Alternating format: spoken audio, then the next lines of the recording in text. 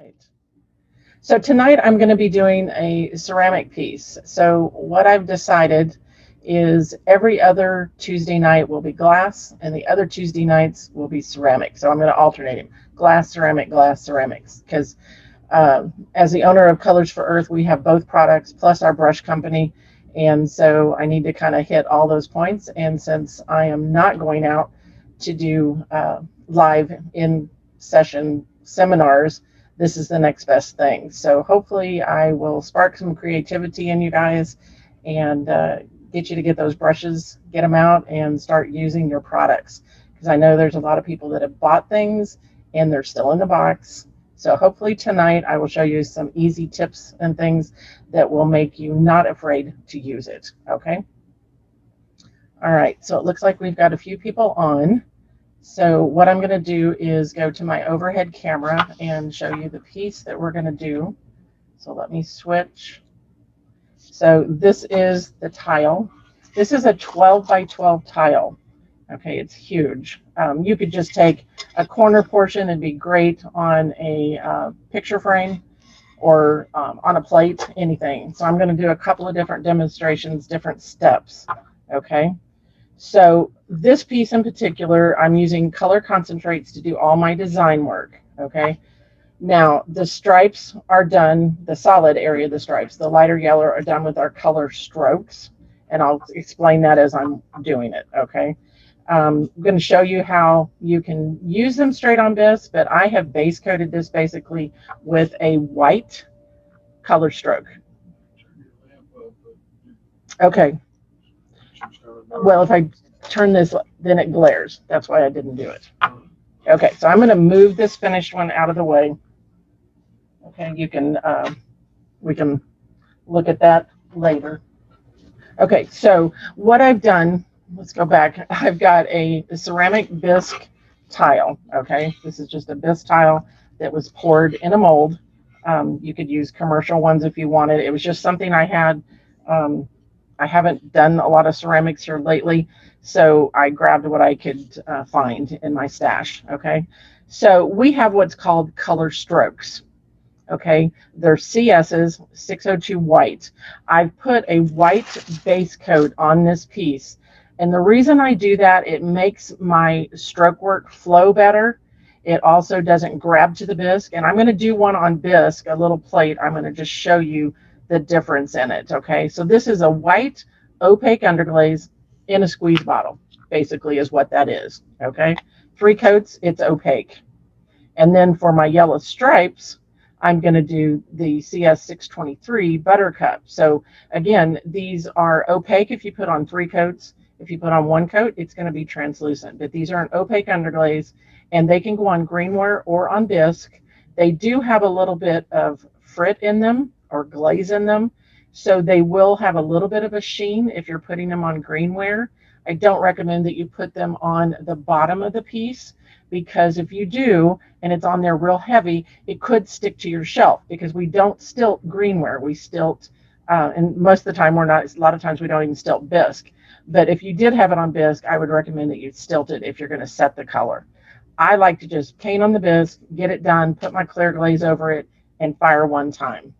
Okay, so if you're working from greenware, you need to definitely, well, you could do it like this. You could do it the same process. Okay, so what I've done is brush on, and I'll show you on a little plate here.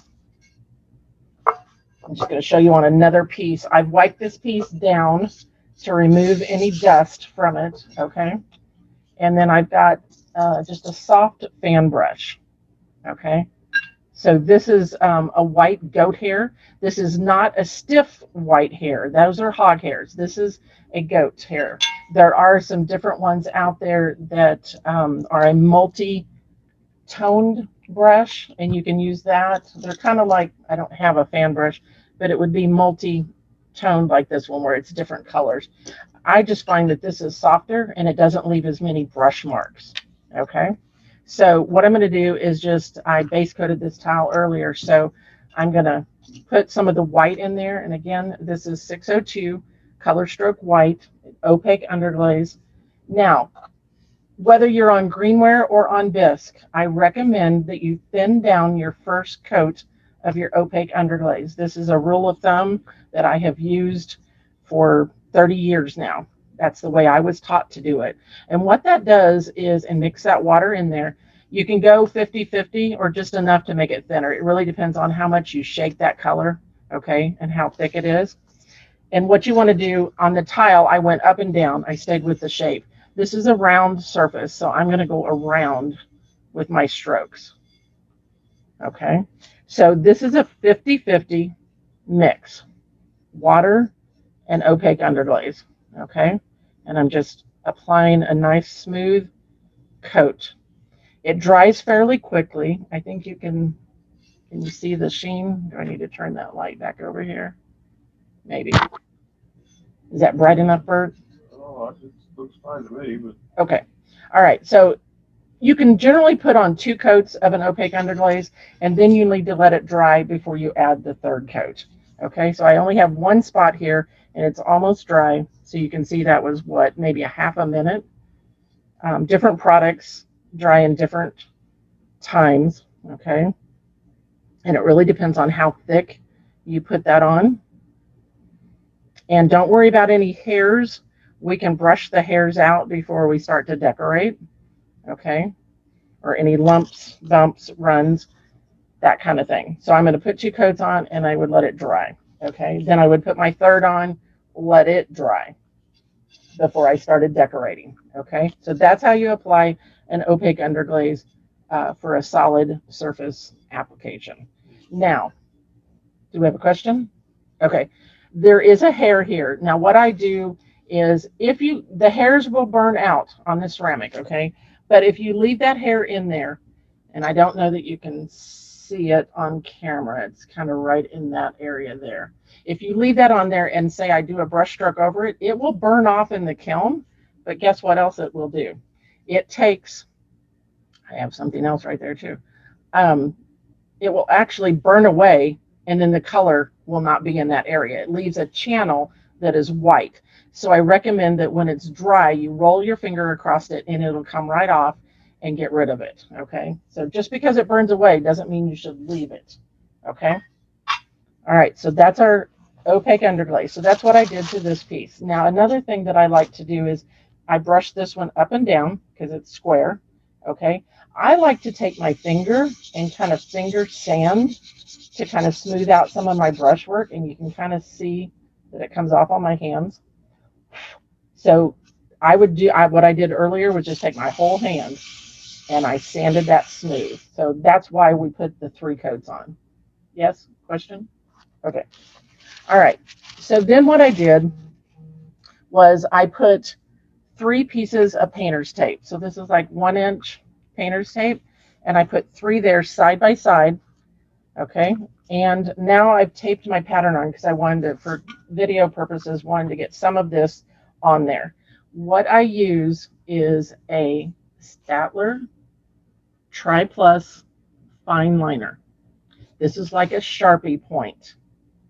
Okay, let me show you the container it comes in. This is a large one.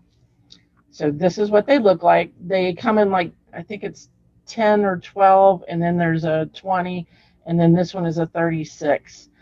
You can find them at the office supply places sometimes, and you can find them at Hobby Lobby, Michael's, usually over in the art. Okay, but the fine liner is the one that has the tip like the Sharpies.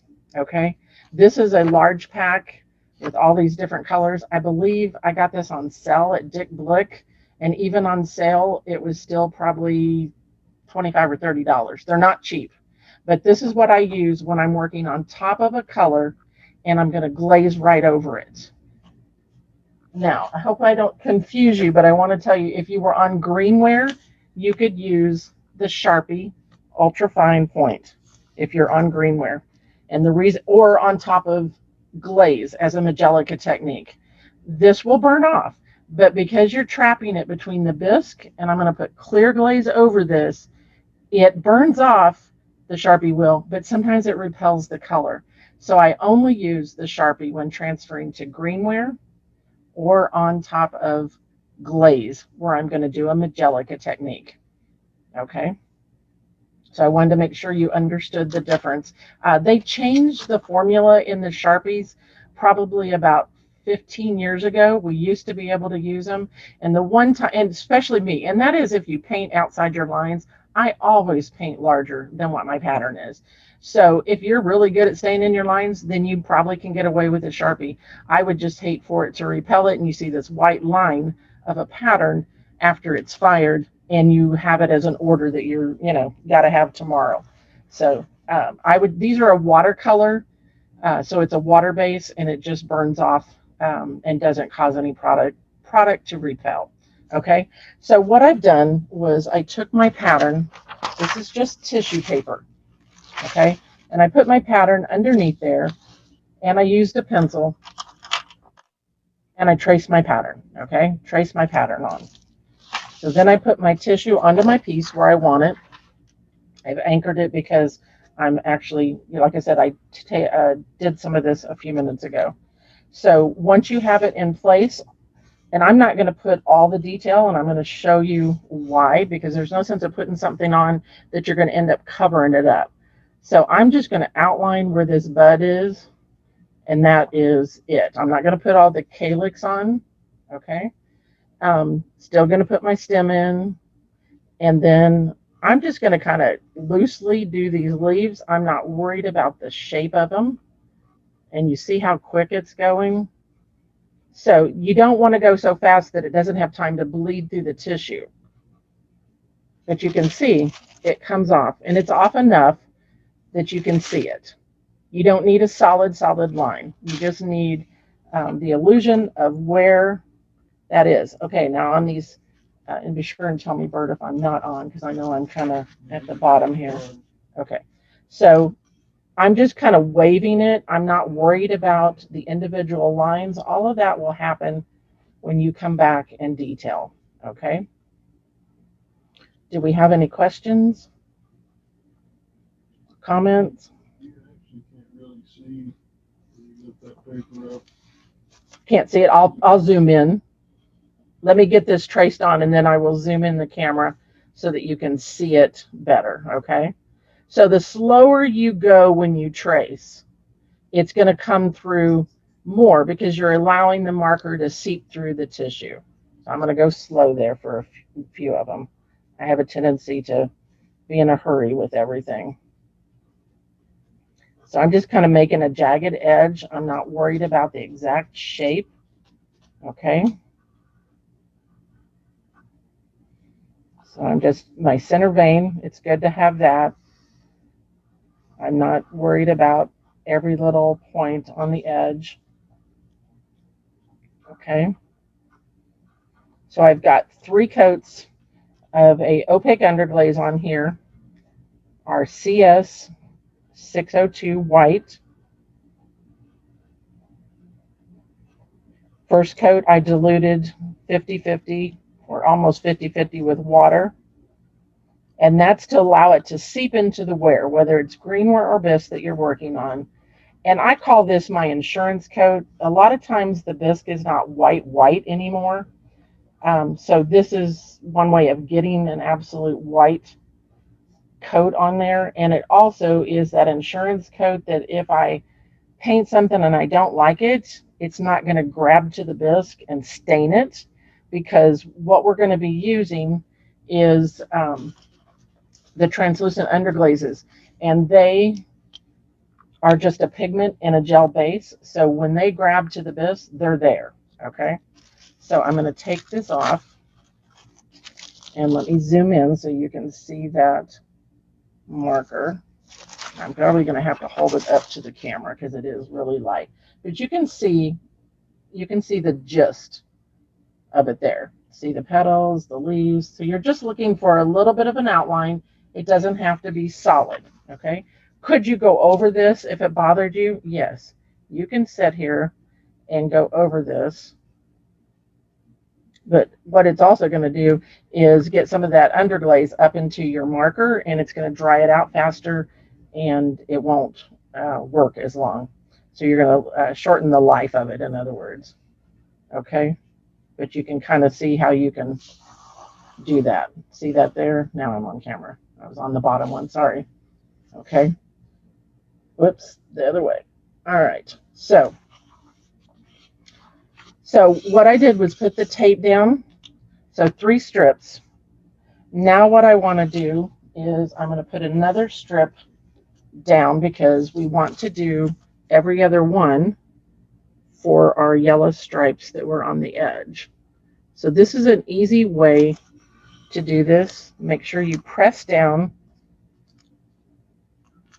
and fold over one end so that you can get it off your ware. Yes, do we have a question? Yeah, you have a question. Okay. Lucy wants to know, could you go over it with a pencil?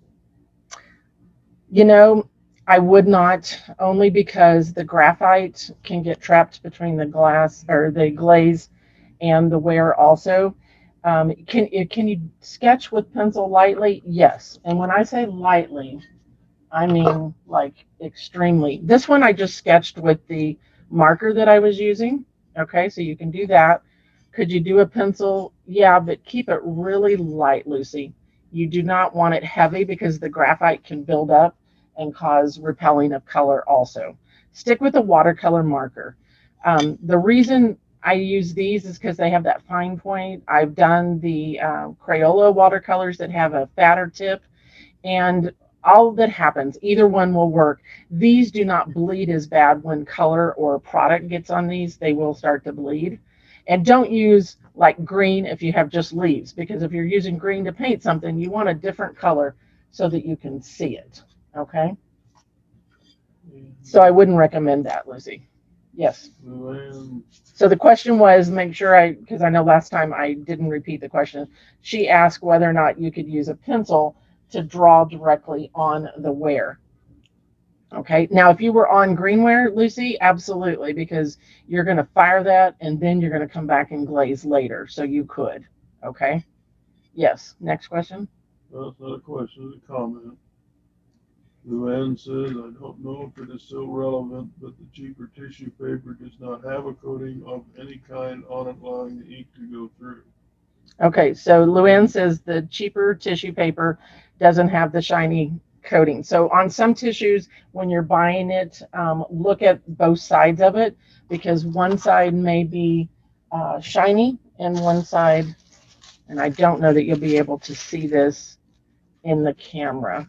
This has a little bit of a shininess to it. This side is more matte or non-shiny. So I tend to use the non-shiny side up and then draw on it. Okay, and I don't have any problem. But it can keep your marker from going through. You have to go a lot slower. Okay, yes. Another question? Well, that was her other comment, was some tissue paper has a shiny side that does not allow the ink to go through. Correct. And this is actually, it comes in like a 12-inch, 13-inch square. It was a sandwich wrap paper.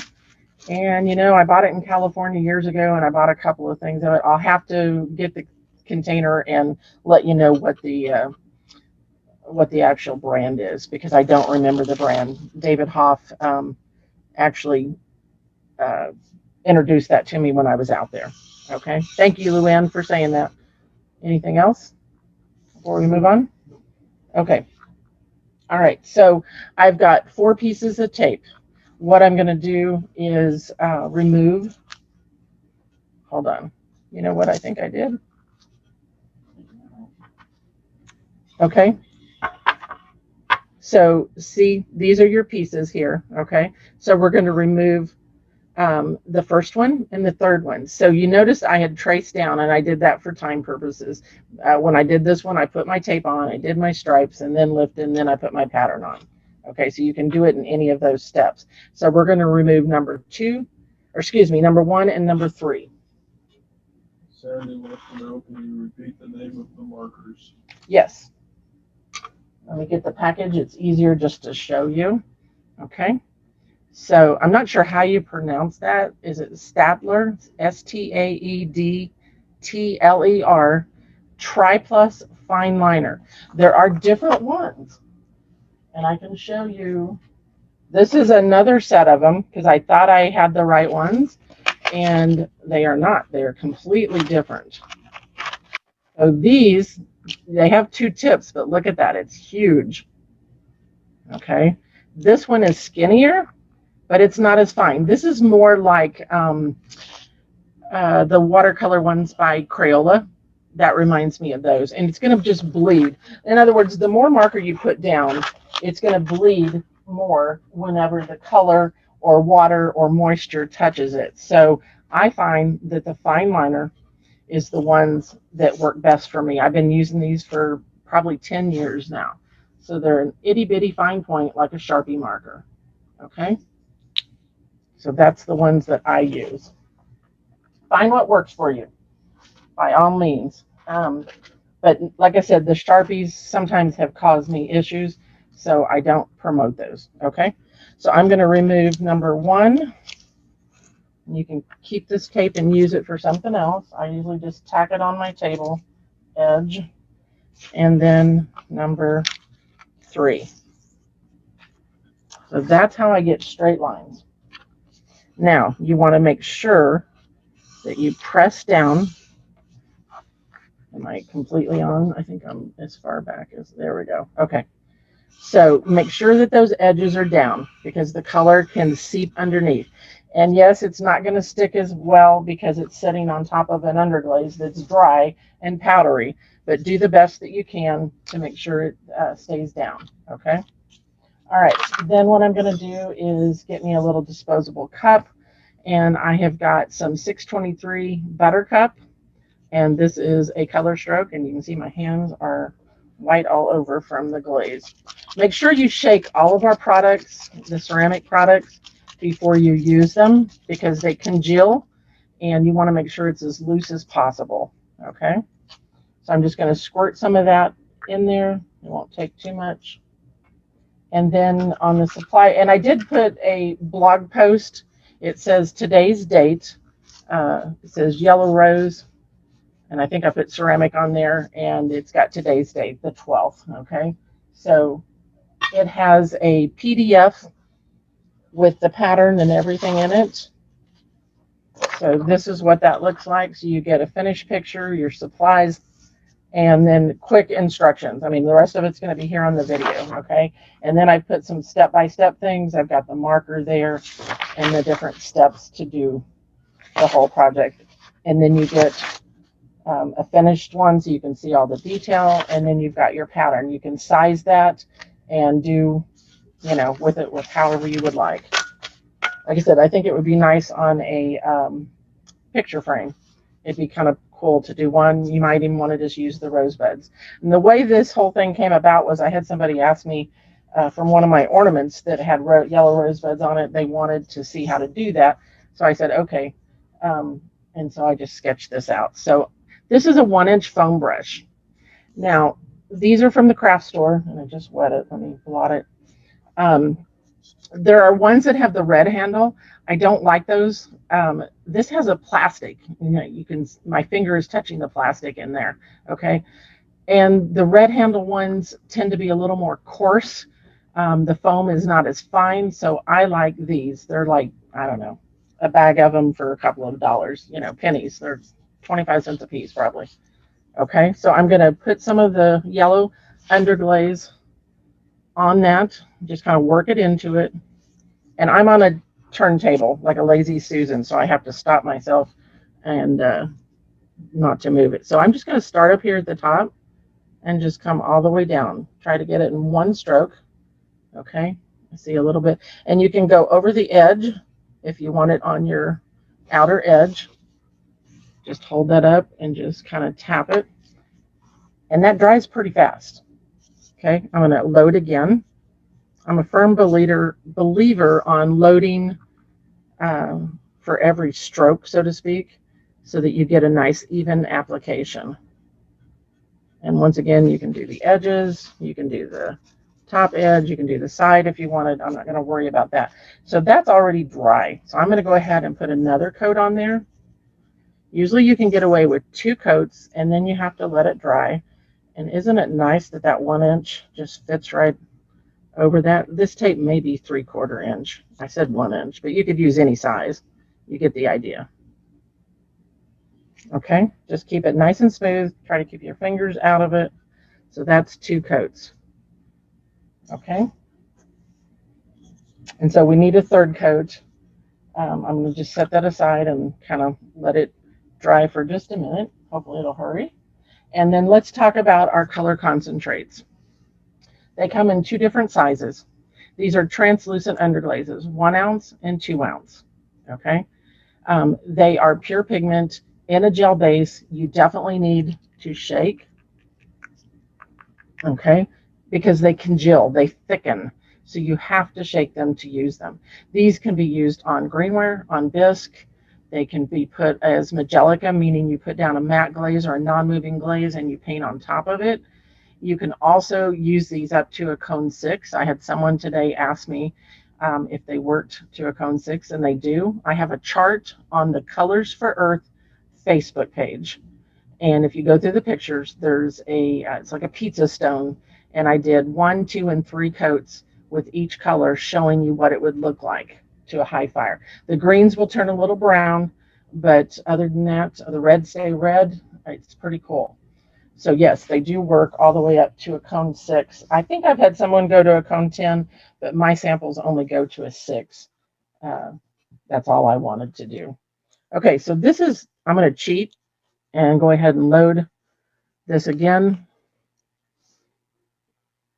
and put on another coat. I hit those ends. Any other questions, Bert? Okay. So just keep that nice and even and long. So I chose to use an opaque white underglaze on the whole thing, and then I used a yellow underglaze for the stripes. Okay. Could you do it with just the color concentrates, the CCs? Absolutely. You could do that. If that's all you had, absolutely, you can do it. Okay. All right.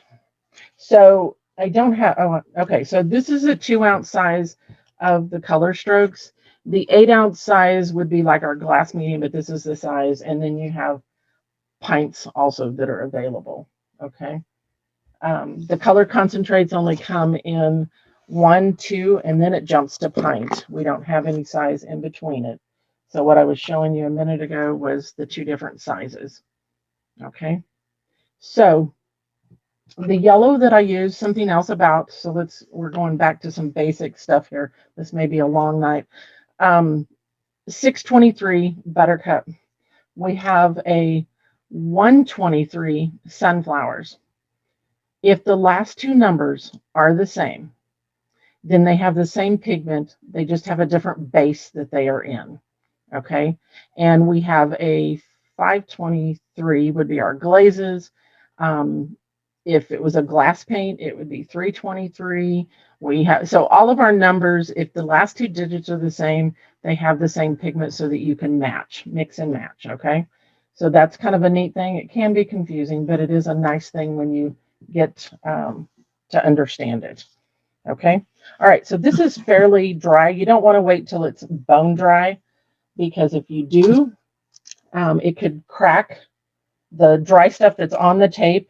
Then you end up falling over into your wet color, and we don't want that to happen. So I'm removing it when it's not damp anymore. Okay. And it's pretty clean. If you had an area that you needed to clean up, let's say it went underneath, then what I would do is I would take a large square shader. Okay. I would dampen it with water, blot it out, and then I would shimmy the color and push it back towards where it's supposed to be. Okay. That's how I would clean up anything. But you see, I just pressed down the edges and it did really well. Okay. All right. So the next thing that we're going to do is, believe it or not, we're going to put in this background first. So let me show you on this guy. We're going to have a little bit of a glare. Okay. So over here, it's real light blue, which is this blue here, 150. And then I went into 153 Peacock, where it gets a little bit darker. And then I go into Aqua Splash, which is kind of a blue-green. working towards my green. And then my green, my key lime, is over here. Okay, so I'm going to show you how I start here and then I work myself back. You want to stay off of your yellows, especially. The greens I'm not real worried about, but I'll show you how to push it off of there. Sometimes it's nice to have something underneath it. It just changes the color a little bit. Okay, so we're going to do that now. All right, and I'm going to turn this so that you can see from here this way. Okay, I think it will make more sense to you. All right, so I've got one of these little paint wells, these little, I think they're called a bubble palette. Okay, and what I want to do is I'm going to put some water in 4 of them, almost full, because I'm going to have 4 colors in my background. And then, very carefully, let's hope Paula doesn't spill this. I'm going to put this down. Okay, so I'm going to make sure that my colors are mixed up, and I always do them in the order that I'm going to use them. Now, you can do one of 2 things. You can put color out in another well and add it to it, or I'm just going to put some up here on top, and I'll pick it up, or I can just put dots of color into the water. But when you do we're going to create a wash, and when you do a wash, you always start with water and add color to it, because if you start with a puddle of color, what's going to happen is you're going to end up with a lake before you make a wash. So start with water, add color to it. And I like to use my Sumi brushes. Okay, so there's that. I'm not sure. I'll try to move it so you can see most of the tile, but I want you to be able at the first to see what I'm doing with the product. Okay, so I use our medium Sumi brush because I'm on a large area. Okay, this is a natural hair brush. It's black squirrel hair. We have it in 4 different sizes, and I believe they're still on sale. You can buy them as a set or you can buy them individually. Okay, always dampen your brush first, and then you want to, well, in this case, we don't need to blot it because we're making a wash. So if your color's separate, okay, you just scoop up some color and mix it in to that water. Now I know that's, and I'm pushing down on the brush. Okay, so when I'm in the well, I'm going like this. I'm not jamming it down because the ferrule of the brush will actually cut the hairs, and basically you've trimmed your brush. Okay, so don't jam it down. So I'm going to grab a little bit more color, push it in there, and I'm just mushing it down and really mixing it up. And then I'm kind of cleaning that brush off. Okay, and I'm not going to mix those other ones until I'm ready for them. Okay, so here we go. And also, color is heavier than water. It falls to the bottom. You have to constantly stir this when you're working. Okay, you can do this on greenware if you want. It just absorbs into the greenware better. Like I said, we've got a white base. It's going to help us be able to loosely apply it and work with it. Okay, so I'm going to put it down, and I call this my slip, slap, mush, mush. And I'm just kind of bouncing it around. Now, what you don't want to do is you don't want to come in here and go like this, because you're going to see rabbit tracks, I call them. You have to constantly move and turn your brush. And my brush is not coming off the wear until I'm ready to reload it. Okay, so watch again. Sit it down, mush, mush, mush. Push it around. And you're just kind of going back and working it. If you need to move something around because it's too dark in one area, you can actually just go get some water on your brush, clean brush, and you can move it around. Okay, so that's how you do a wash. All right, so let's go back over here. Let's get color on. I'm going to push this back. So I'm going to bring this back probably halfway to the leaves. I have 4 colors. And what I usually try to do is divide that into 4 parts. Okay, I know I've got a little, I want more of the sky type colors showing. So you see how, and I'm going to stay away from that flower and just kind of mush it around. If I need water, I can come to my water bowl and then I can kind of just thin that out a little bit. So you don't want to leave a brush mark is what I'm saying. You want it to look watercolory, and you want it to look natural graduation from light, and it gets darker and darker as it goes towards the design. Okay. All right, so let's go just a little bit further in here. And you can always go back. Now, I have done many pieces where I've taken the same color and just applied another coat when this dries. So every layer you put on, it becomes darker. Okay. Now look, I put all that color out and I only used 2 little scoops of it. So you see it goes a long ways. You don't have to put a lot in there. So I'm going to graduate to my next color, which is the peacock blue. This is a new color we added a couple of years ago. Any questions, Bart? No, I'm just watching the conversation between Harbridge and Luann. Oh, Michael's on watching tonight. Hello, Mike. What are they talking about? Me? No, the tissue. Tissue paper. Yeah. Mike made a comment. Not everyone can afford the rich people tissue paper. The rich people tissue paper. No, I've had it for like probably 5 years. It comes in a, yeah, I'll have to get and I'll post a picture of it. Sorry. Okay, so the peacock. Now I'm going to turn this and I'm going to start kind of on where I was at and constantly twist and turn. These brushes are nice and soft. Stay away from your design, but come down in between. And then just, you'll have to get up on your tippy toes. But do you see how that marker's not bleeding? It's getting wet, but it's not bleeding. Okay. All right. So I'm just going to kind of go around. And if you try to move your brush and turn it so that you're going different directions, because if you don't, you're going to get those rabbit tracks. Now, this looks a little dark to me. So I'm going to show you how I would thin it out after I get some over here. And Bert, you tell me if I'm getting off camera because I'm constantly turning. Yeah, so far you're okay. Okay. Does the wash not lift the base coat? If you fiddled around or putzed around with it too long, it would.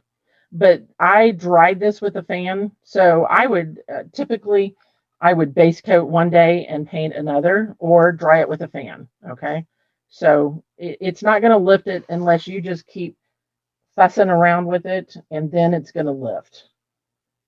But you've got 3 coats. Really, 2 is probably good. Remember, I sanded with my hand to get a nice even coverage. So you've taken some of that off of there. But no, you shouldn't have any problem. Not with my product. Now, I can't tell you what other brands do. I'm specifically talking about Colors for Earth. Okay. And see how I'm turning the piece? I'm constantly moving. Okay, I need to go back over here. And if you'll work wet on wet, it's going to blend better, of course. I'm trying to see my design because my pencil or my marker is a little light. Okay, let's get down in here. And I'm not worried about stems or calyx because, and like I said, even the leaves, I'm going to show you how to take it off of there so that you understand how to do that. Okay, I'm going to go ahead and go into the Aqua Splash now, the LE003. Now, instead of saying CC like the others, this one is LE. That means limited edition.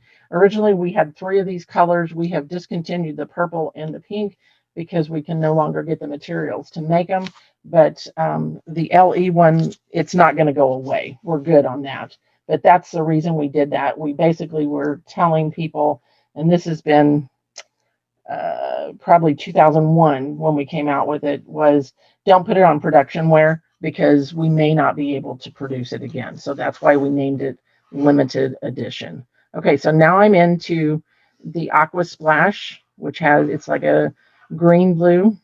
Okay, and I'm just pouncing. But do you notice my brush is not moving off of the wear? It's just sitting there bouncing around. Because if you go down and you go like this, you're going to see those brush marks, right? It's there. So you want to make sure that you come back and kind of move and fuss with it. And I see a dot there. I'll show you. Any mistakes are good because then I can show you how to correct them. And it is hard. You can switch to a smaller brush, but I don't recommend it. The larger the brush you use, the softer the look in the area. So I'm just kind of gently gliding on the surface. So I'm not really pushing down hard enough that this is going to remove that base coat. So maybe that uh, gives you a little hint there. You're not pushing down, okay? So see, there was an area there that was really dark. All I have to do is go back with a little bit of water, and I can move that around and smush it, I call it. Okay, these semi brushes, we're going to do some semi shading later too. These I designed probably 25 years ago. I had used a couple others on the market, and when they weren't available, I designed my own. And I wanted it to look like China painted. And I took China painting lessons, and then came up with these brushes. Are they still going at it? Bert's laughing. No. Was there a question? No. Okay, no commentary. Michael, you behave yourself, Luann. All right. So you can see how that kind of just gradually blends, and hopefully I don't make you dizzy by turning that. Okay, so I am bringing that down into the design. I still need to add some of the green, and I started talking and I got carried away here. So let me get the green going on here. All right. So anywhere where it's dark, you can just come back with that. And I didn't even go back into water, but you can just gently come back and mush it around. I'm going to rinse my brush, and I'm going to go into the green. This is the 160, and these are all washes. Start with water, mix that up, constantly keep it mixed because the color is heavier than water, and it's going to fall to the bottom of your paint well. This is, I think I've been doing this background for 25 years. I love the watercolor effect of it. Now, if I were on straight bisque, what I would do is I would mix the color with our gloss medium NT clear. So this is our clear glaze. I mix these 50-50, and it becomes a colored glaze, and it will move on the bisque like it's moving on top of this white underglaze. So that is my little trick to doing that. Basically, think of our mediums. We have a gloss medium, a matte, and a designer. And in the toll world, the word medium is something that keeps the product open longer and allows you to manipulate and move it. So that's basically what it is doing for me on the bisque. Okay. So just keep working these colors. You can see it's still damp. It's cool. I can feel it. And I'm just going to work that green. I may have to put a little bit more green on there and go back over. And I'm not worried about my leaf because it's going to be green anyway. I'm just going to kind of touch that line. Am I still on camera, Bert? Yeah. Okay. Well, are they going? I mean, does Mike have any questions? No, the girls are ganging up on him now. Oh, the girls are ganging up on him. Uh-oh. Mike Harbridge is the king of clay. We'll call him that. He is doing a Wednesday night Facebook Live showing his clay puzzling and different things that he does on the road. So I think we've decided we're just going to do Facebook classes, and then we don't ever have to go on the road again. No, I still like being face to face because there's some things that you just can't. It's hard to relay, unless you're there and you can hold somebody's hand and say, no, you need to be this much pressure or whatever the case may be. Okay, so I'm just continuing to pick up some of that green, and I'm just going to add a little bit more around the leaves. And this one may look a little bit different than the other one, but that's okay. No two things I ever paint look identical. You think you can paint something, and then you do it again and it's different. Okay, so this is just a wash. I'm going to turn the brush this way so it can blend back into that. Okay, so if you're real precise and you say, oh, I just cannot handle that color on my leaves, what I did was rinse my brush, and I just have water in the brush, and I can push that color off. And you would constantly rinse and blot, and you can push it away if it really bothers you. Or say you got a whole bunch on there and it's like, oh, that's just not going to look good, especially on my yellow up here on my rose. So I'm going to just kind of push it off. Push it off. Rinse, blot. And I know you can't see where I'm rinsing, but I am rinsing my brush. So it's just clean. It's just you're dampening the area. So you can just push it away. Let's make sure it's not on our petals. And if it's on there a little bit, that's okay. You just don't want it to cover a large area. And if you paint and you find out you've got some areas that you missed, then guess what? You've still got your washes on your palette. You can come back and you can fill it in. Just use a smaller brush maybe. So if you, I'm looking at my pattern here. I need something there. Question? Lori Shearsman wants you to know that she's on for British Columbia. Oh, hi, Lori. She made it. She had an appointment this afternoon. She wasn't sure she was going to get on. These are always on replay. You can watch them later. And I will put them up on YouTube as soon as I have time. I kind of got ambushed today, and we have to babysit for the next 3 days. So it was like, oh my gosh. Okay. So you can kind of see I've got it pretty well off anything. And I just did that for you guys. Normally I would not spend that much time. Even if I am a perfectionist, I still wouldn't have spent that much time. I like to get it on, get it done, and move on with it. Okay. And if you happen, I've seen a little tiny spot over here on my yellow. So all I'm doing is just taking a damp brush and I just kind of swiped it a little bit to get that off of there. Okay. Now let's go back and talk real quick. Remember this plate that I showed you I base coated, and there was a hair. Let's see if I can find it. It's right here. So see that hair, how it just rolled off? I think you can see. I don't know, can you?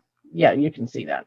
So it just rolled out of there and just kind of smoothed that area. So the hairs will burn off, but it also will leave a blank spot there, and it will, your color will like have a start and stop line because the hair burnt away and so did the color that was on top of it.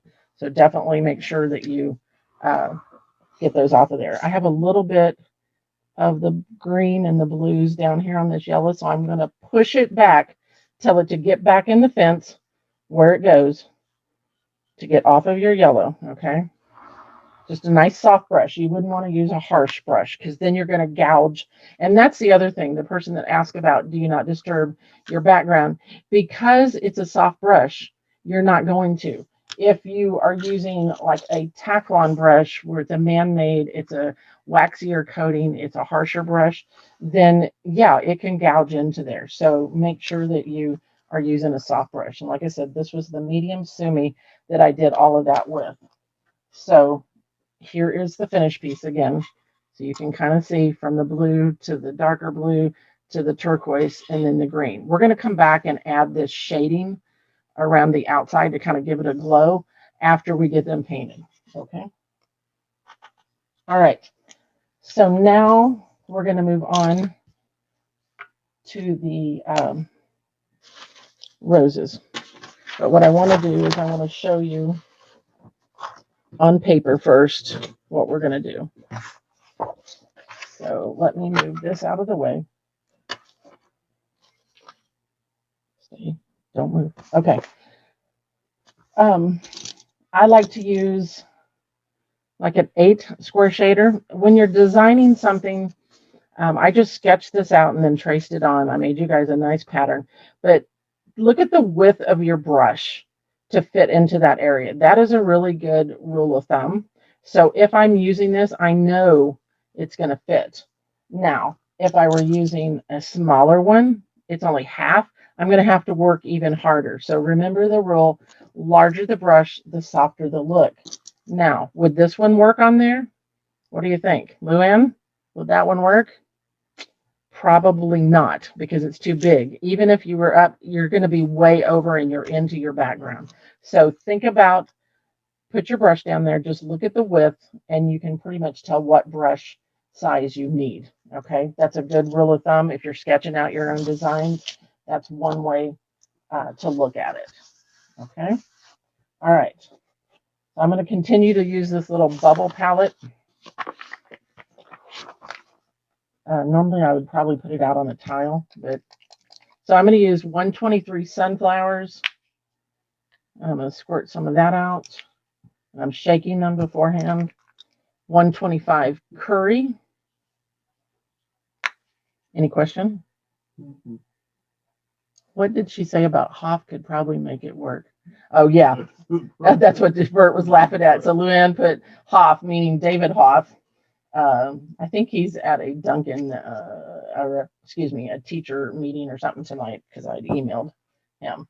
Okay, so I've got a light yellow and a dark yellow. So whether you're using blues, okay, a light blue, dark blue, doesn't matter. Just you need to have a light shade and a medium or a dark.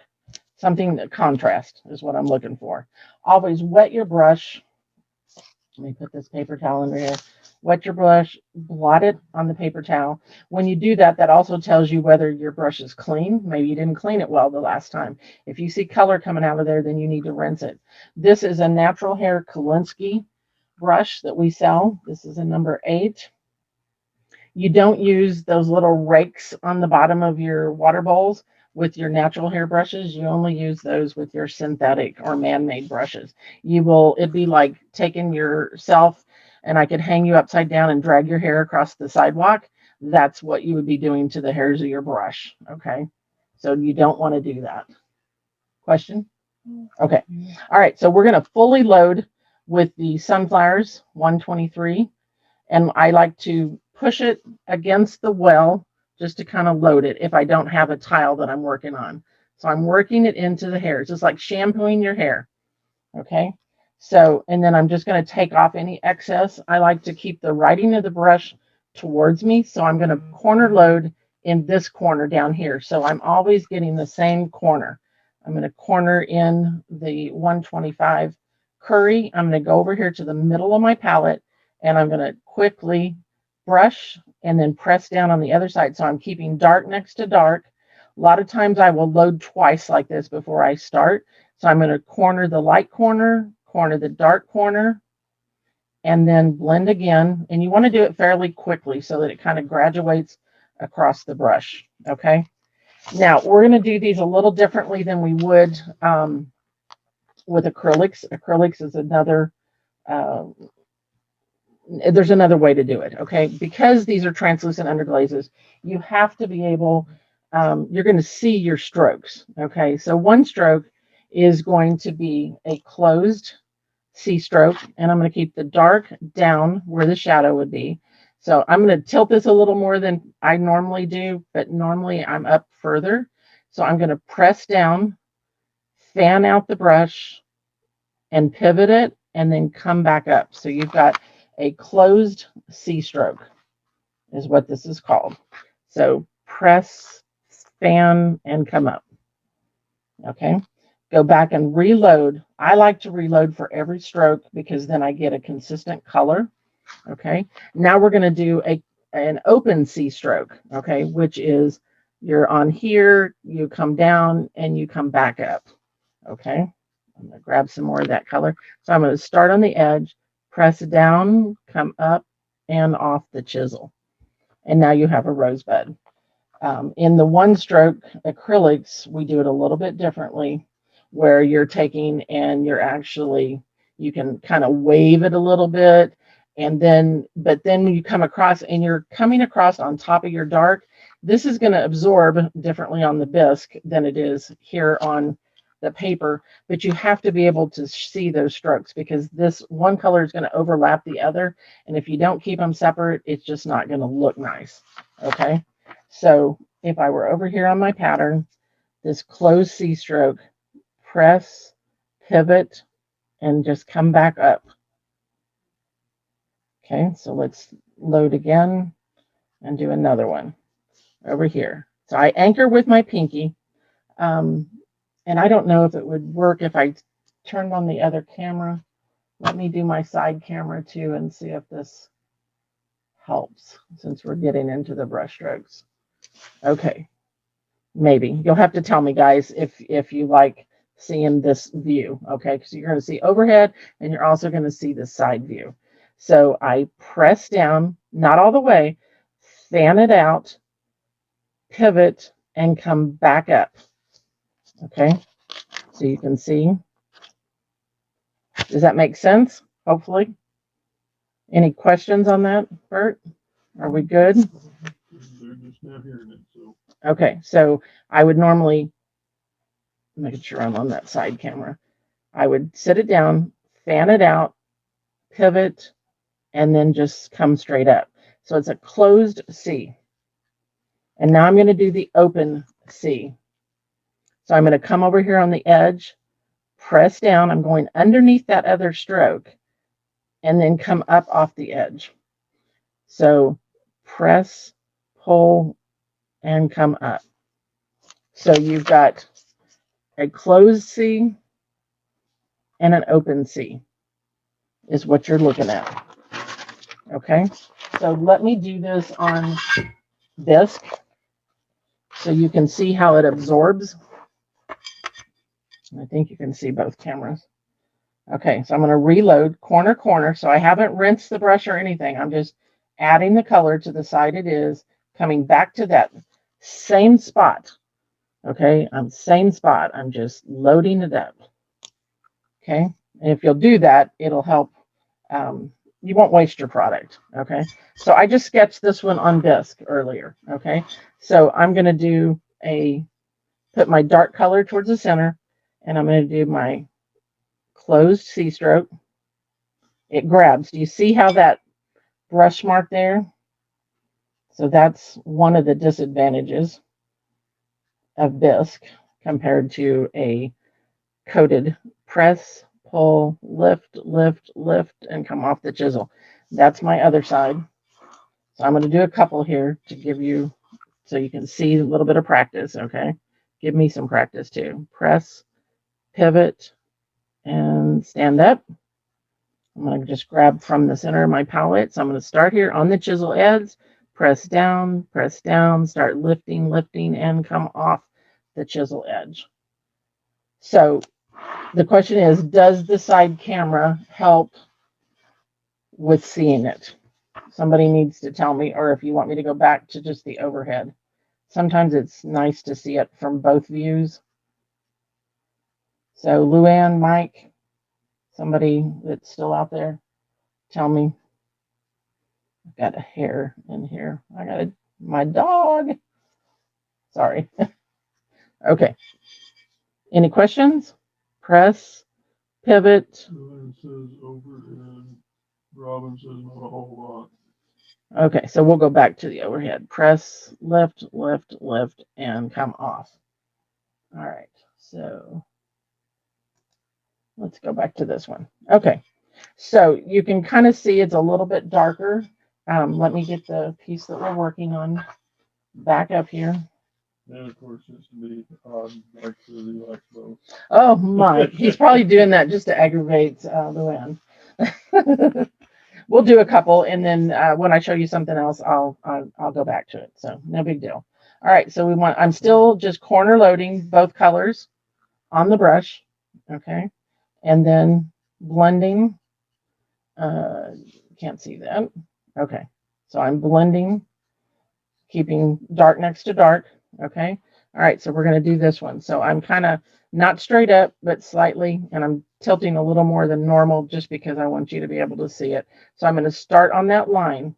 So I'm going to set it down, press it out, fan it out, pull it, pivot, and then come up.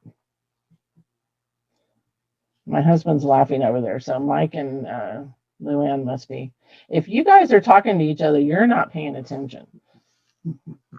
All right, Michael, you've been reprimanded if you were in class. Okay, sorry. All right, so ready? We're going to do a close C. Press, pivot, pivot, pivot, and start lifting up.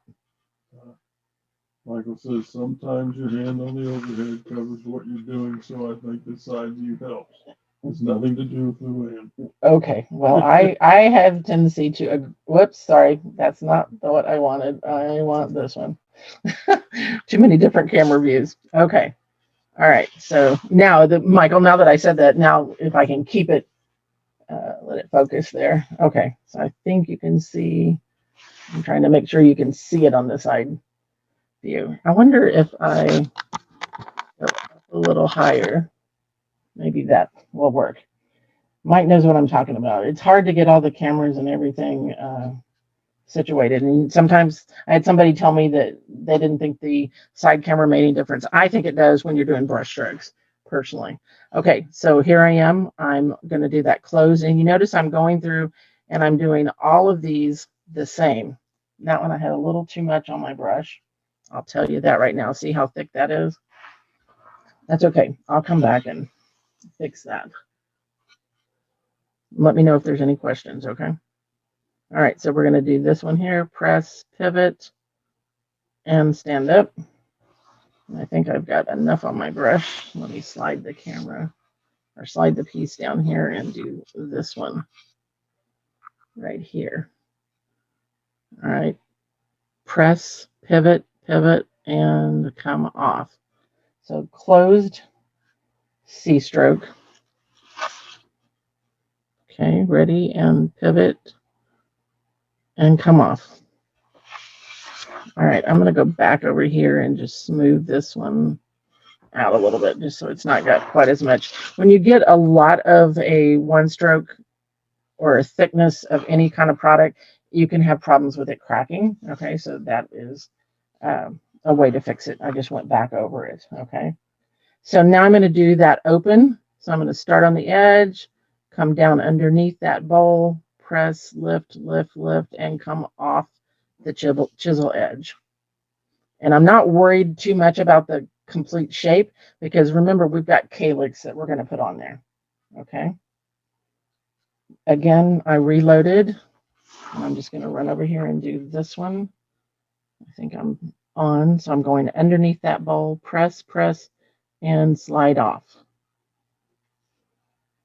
I'm just going to grab what's on my palette and do this one here.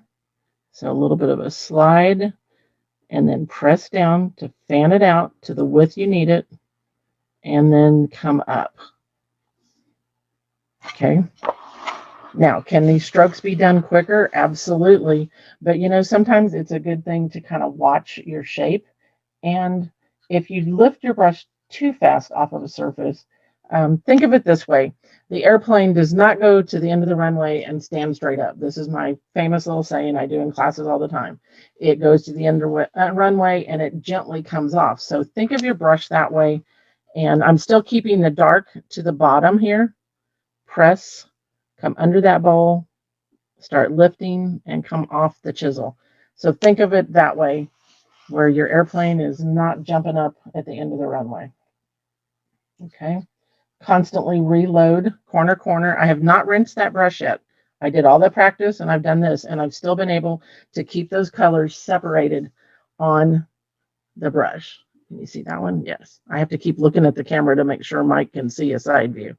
Press, lift, lift, lift, and come off the chisel edge. Okay.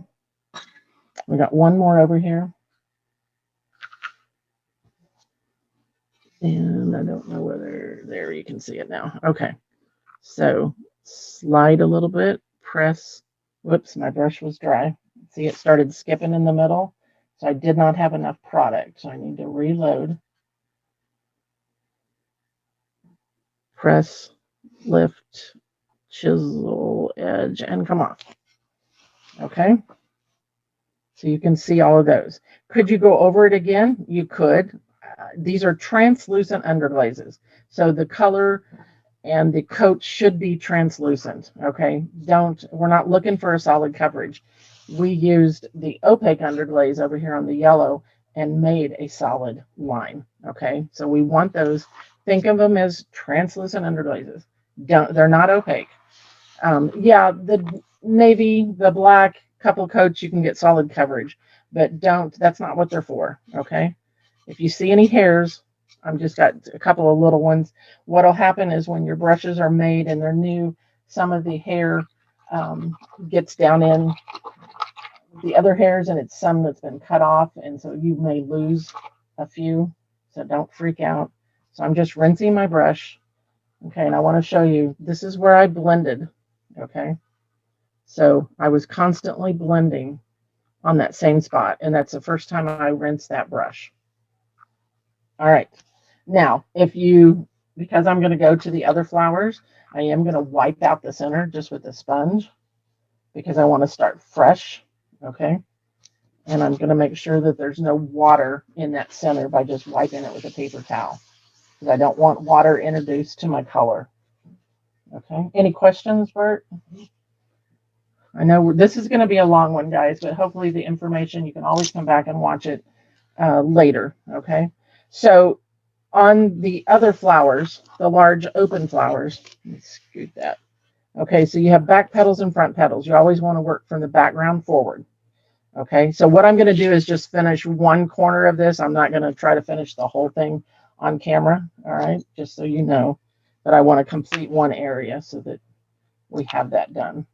Okay, yes. Do you ever wash your brush out more frequently? Do I ever wash my brush out more frequently? The only reason I would wash it out is if that dark color got more than halfway across the brush and I couldn't see my two colors. Okay, so if I was only seeing all dark or all light, then all dark, I would rinse it and start over with my fully load, blended corner. Okay, good question. All right, so let's go to these back ones. Once again, we're going to, I have that backed off as much as I can. Yep. Okay. We're still gonna, I'm afraid I'm gonna spill this water. Fully load with the light color. Once again, righting the brush towards me. So I'm gonna corner load. I want to be able to read that when I corner load. I'm gonna corner load into the dark, and I'm gonna go back over here. And remember how we blended? We're gonna do the same thing. This is my first time, so I'm gonna re-corner again. And now I'm ready to go. Okay. So on the back ones, we're going to give it just a gentle wave as we're doing them. Okay. So let's see. Trying to get that side. So I'm going to start with the dark color towards the center, and I'm going to put it down, and I'm just going to very little pressure and just a little bit of a wave as I'm doing it. And all that does is kind of variegate and move that dark color up and down across the petal. Okay, so I'm trying to make sure I'm on both cameras. Do it again, and I can go into that other one because I can make it shorter. Constantly reload for each stroke. And remember, I'm on a white base, so if I don't like something, I'm going to show you how we can move it. So if I didn't want to come down into that area as much as I did, I could come in here with a damp brush, and I can actually push that just like we did the Sumi. Now this one is a tack-on, and I don't want to use that. I'm going to switch to a Sumi brush. I'm going to use a small Sumi because it's softer and it's not going to dig into that base coat. And see how I can just push it? Side camera can't see it. Okay. So just kind of push it back where it goes, tell it to get back in the fence, and see it comes right off of there. Constantly rinsing your brush because you're moving the color, but you're not removing it unless you constantly blot or rinse your brush. Okay. All right. So let's reload and continue around. Michael, it's going to be hard to get the side camera and get the palette all on the same. Okay. You can't see your paint palette at all. I know. If I show it to you a couple of times, you should be able. So I'm putting very little pressure. I'm going to go back and just reload out of the center of my palette just to make sure I've got enough product on my brush, and you can kind of see it kind of is wavy. I'm trying to get the side camera guys at the same time. Okay, so just pressure and just a little bit of pressure. I'm keeping it pretty steady, and then lift off on the chisel. Now I'm going to re-corner. I'm going to blend in the middle. Press, press, press. So I'm just going to wiggle it, wave it, however you want to say it, around.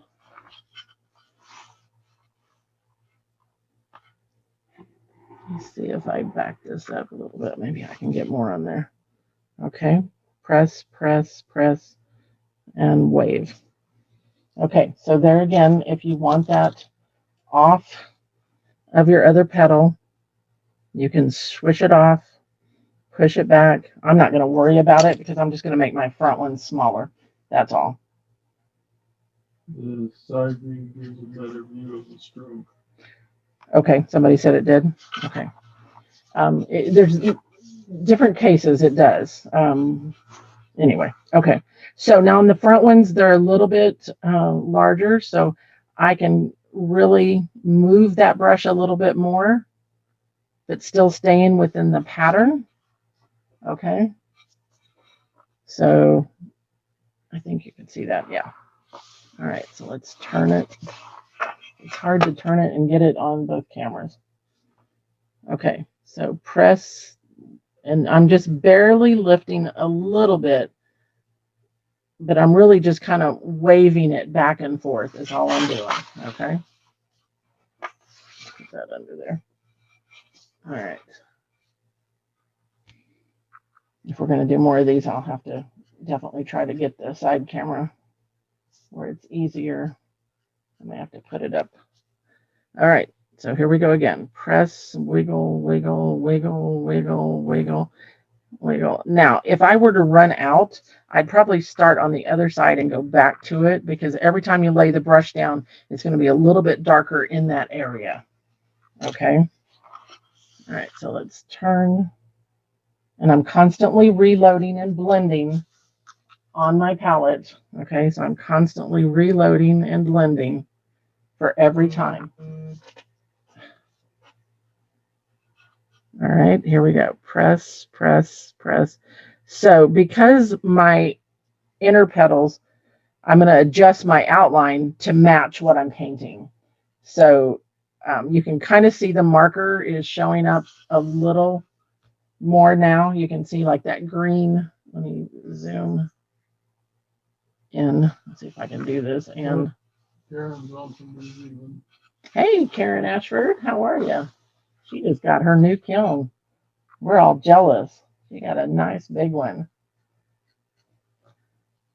All right. So, and you can do this on glass with your concentrates with a little bit of modification. Follow my instructions as far as firing, because it is a non-enamel, but tonight it is ceramic. So if you just joined us, we are going to do every other Tuesday, glass, ceramic, glass, ceramic. So we're going to alternate back and forth because we have a lot of new people. And we need to make sure that they know how to use the products. Okay, so I'm going to rinse that out of my brush. So that's only twice in all of that. Let me back off again. Oops, sorry, too close. All right. Wants to know, what do you use under the wear and on top of the turntable? I just have a paper towel, just because this is just a little lazy Susan. Yeah, you got that nice mat, I'm sure, from Mike. You could use the no-slip grip for your kitchen cabinets, you know. You could put that on there. I have that. I use that a lot on my banding wheel. I'll put that on there. So once again, when you rinse your brush, I'm over here on my paper towel, and I am making sure that I don't have color still left in my brush. Okay. So now we're going to move on to the leaves, and we're going to block them in with 161 green leaf. And when I say block them in, we're translucent, remember, translucent underglazes. I could use this number 8, but I'm going to go back to a number 6. And I have a new number 6 in a Taklon, and I may go back and forth and show you that. But let me find my trusty old sable. So do you know how to tell the difference? We've done this before, but we'll talk about it again. So these are sable or Kolinsky sables. Okay, so they're like the hair on your head. This one is a Taklon or man-made hair, and so is this one. So they're usually a yellow or a golden yellow with the tip. These are more natural hair, like your hair on your head. So these hold more product, more moisture, get you further with your stroke. These have a waxy coating on them, so the product just kind of falls off. They're great for acrylics, but just so you know the difference, okay? All right, so I'm going to take a number 6. I am going to slightly thin, so I'm just going to add a couple of drops of water. So I usually keep a little container with water in it because my water bowl is always dirty. Okay, and I'm just going to mix that in so the color and the water are mixed up. So it's not a wash, it's just a thin down application. Okay, so what I'm going to do, let me see where, can you see that one? Yes. Okay, so I'm just going to block.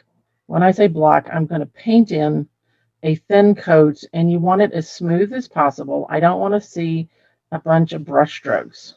I wouldn't go across the grain. I want to go with the flow of the leaf. Okay. So, and you can even do it like this and kind of brush it up on those corners if you wanted, but it needs to be a nice smooth application.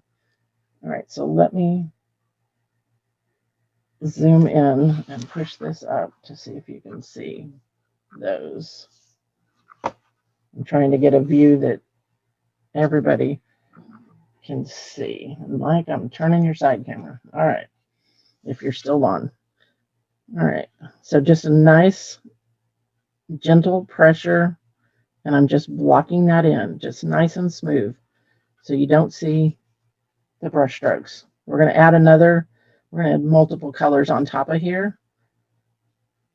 So this is kind of like a watercolor type background, and then application of these colors. Very thin, translucent underglazes. I cannot stress that enough. It's not for opaque solid coverage. And earlier I said you can use these on, this is 04 bisque, and then you can use it on greenware. You can use them on top of a non-moving glaze for Magelica work. Did you have a question? Well, or a comment? Luann says she's not seeing what you're doing. I don't know if you She's got too close and the camera may have moved, Luann. I think I fixed everything. Oh, okay, I can go back. Whoops, I did it again. I always go the wrong way. Okay, we'll do that. Okay, let's do these over here. Lori wants to know what you're going to use this piece for. Is it just for framing? Does it have a purpose? Well, you may have missed the beginning, Lori. What I said was I didn't have a lot of bisque here at the house. So I just grabbed something that I could get something on the other day. This would look great inserted into a piece of wood for like a Lazy Susan for the table. You could frame it also. Robin wants to know if the pattern burns off when you fire it.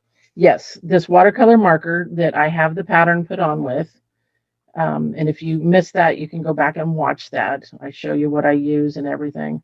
It does burn away. Now, in the middle here, I've got a little bit that was not covered with my washes in the very beginning. So I'm going to dampen the small Sumi brush, and I'm just going to go back over here, and I'm just going to grab some of the Aqua Splash, and kind of just dab.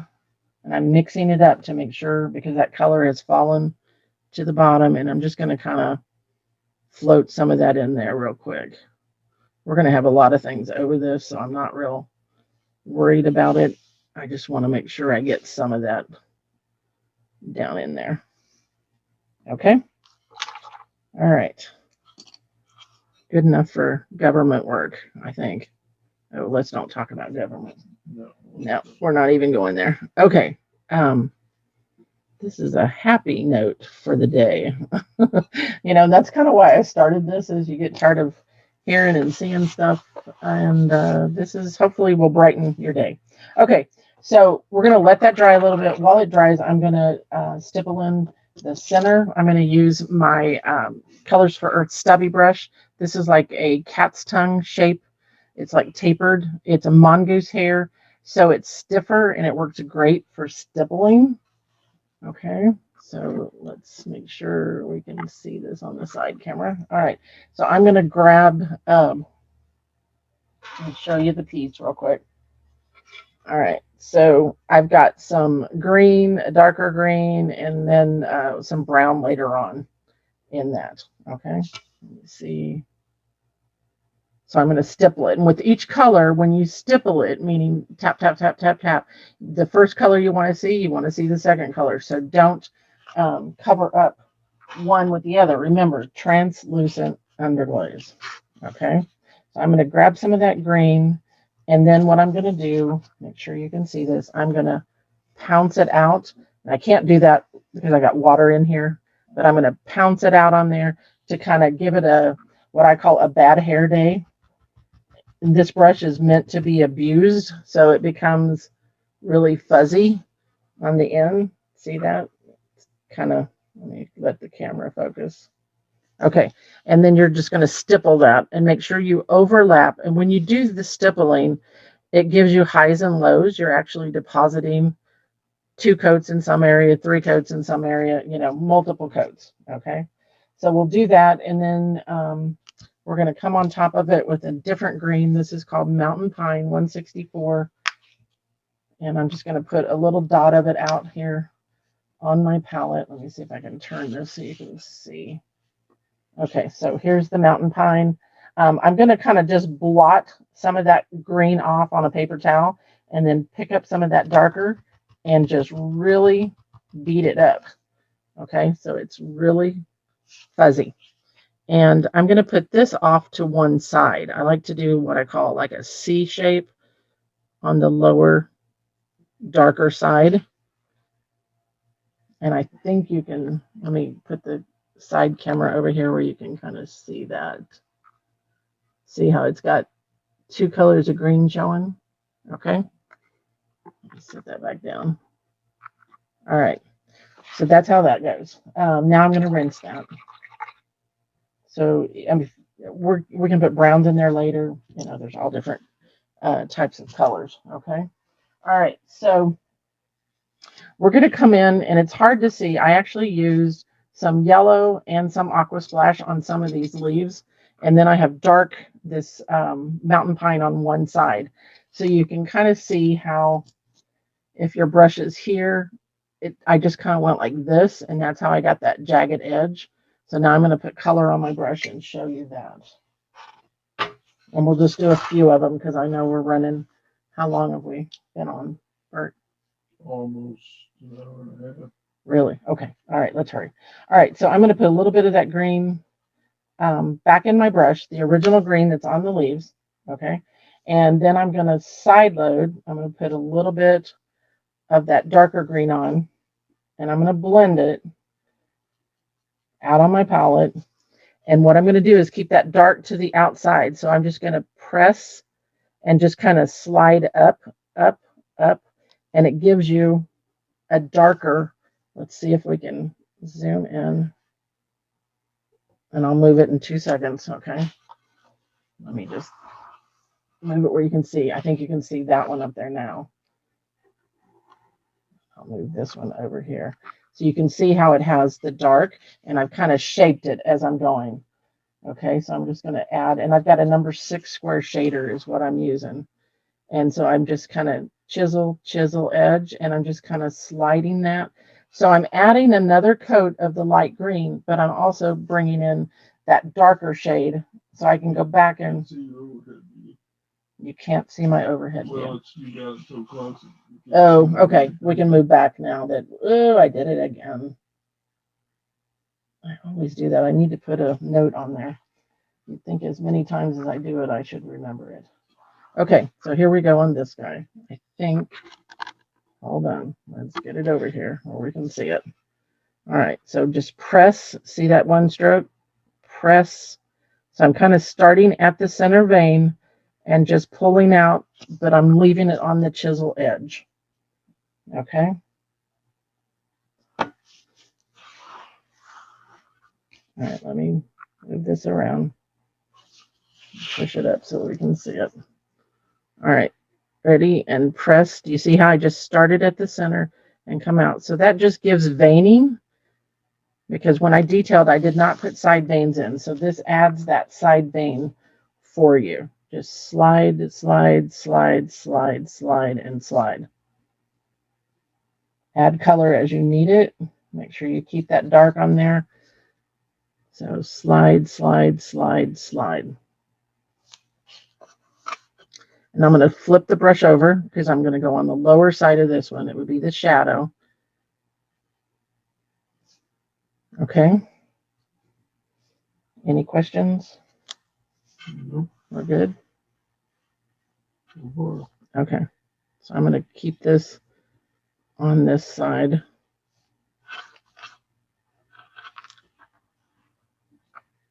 I have to keep turning cameras so we can see everything. Okay. So hopefully this is using a different technique that maybe you haven't seen. Actually, I can't say I've ever done leaves this way, so it was something new. I thought it'd be fun for you guys to do also. It's just another use of your translucent underglazes. Okay, very thin applications. Okay, so now you've got,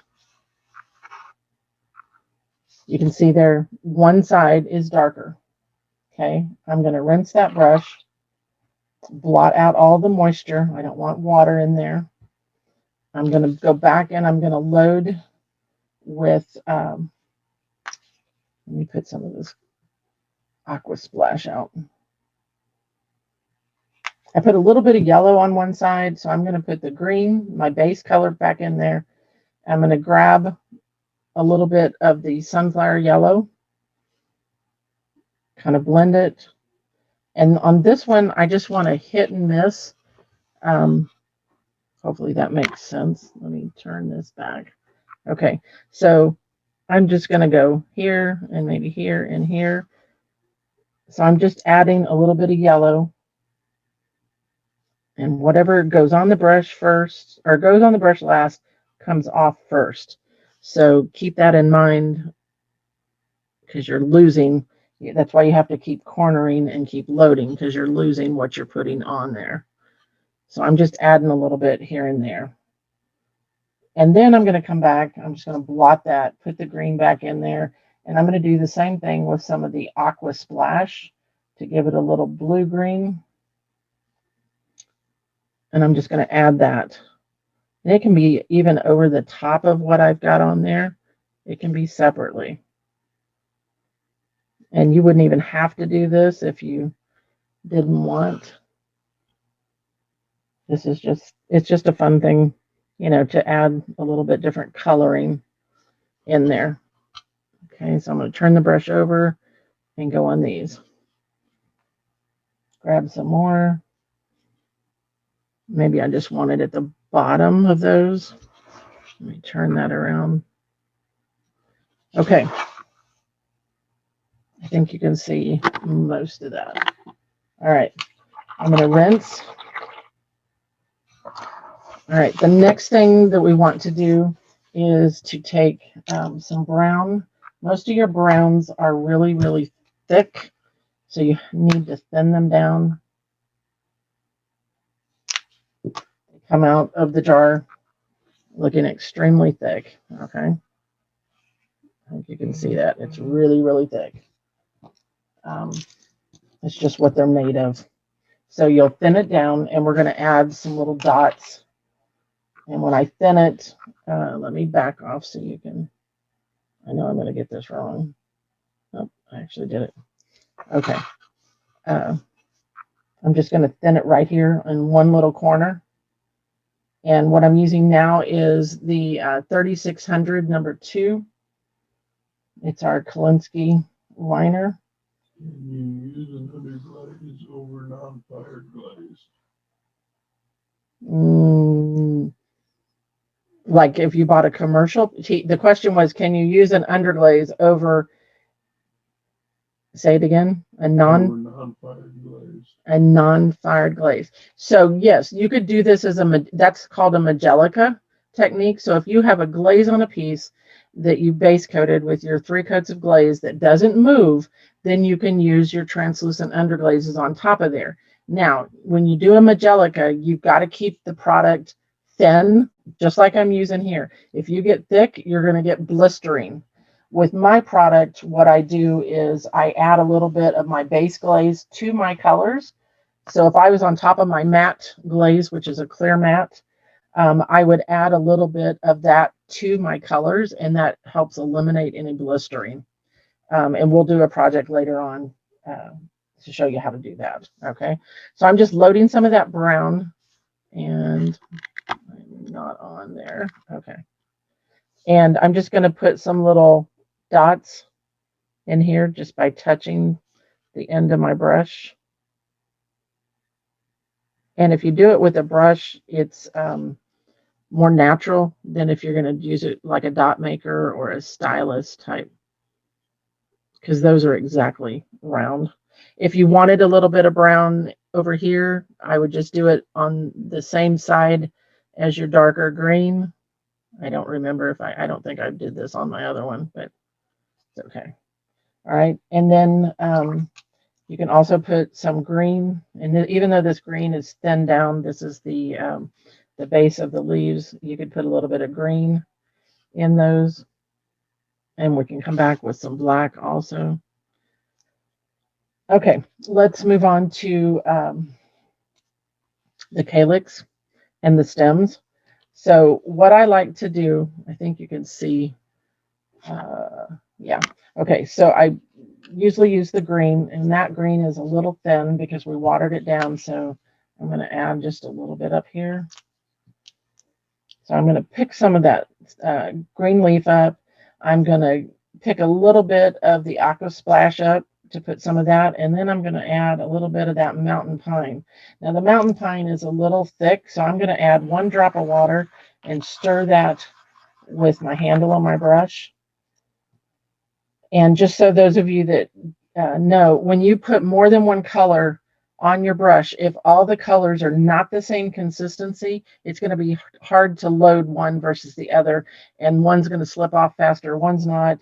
So you need to make sure all those colors are the same consistency. And then I'm just going to kind of blend them and pull them on my palette and grab as I need, and make sure I've got a nice point. Come in here, create your stems, pull in that center vein. So I'm just grabbing what I need. Make sure you've got that mountain pine on so that you get enough dark. So just kind of, you're grabbing all of those at the same time, staying up on your tippy toes so you get a nice fine line. Am I on with my side camera? Yeah. Yeah, you weren't on with your overhead a minute ago. Okay. I don't know why. Yeah, I moved in and out, I think is what it was.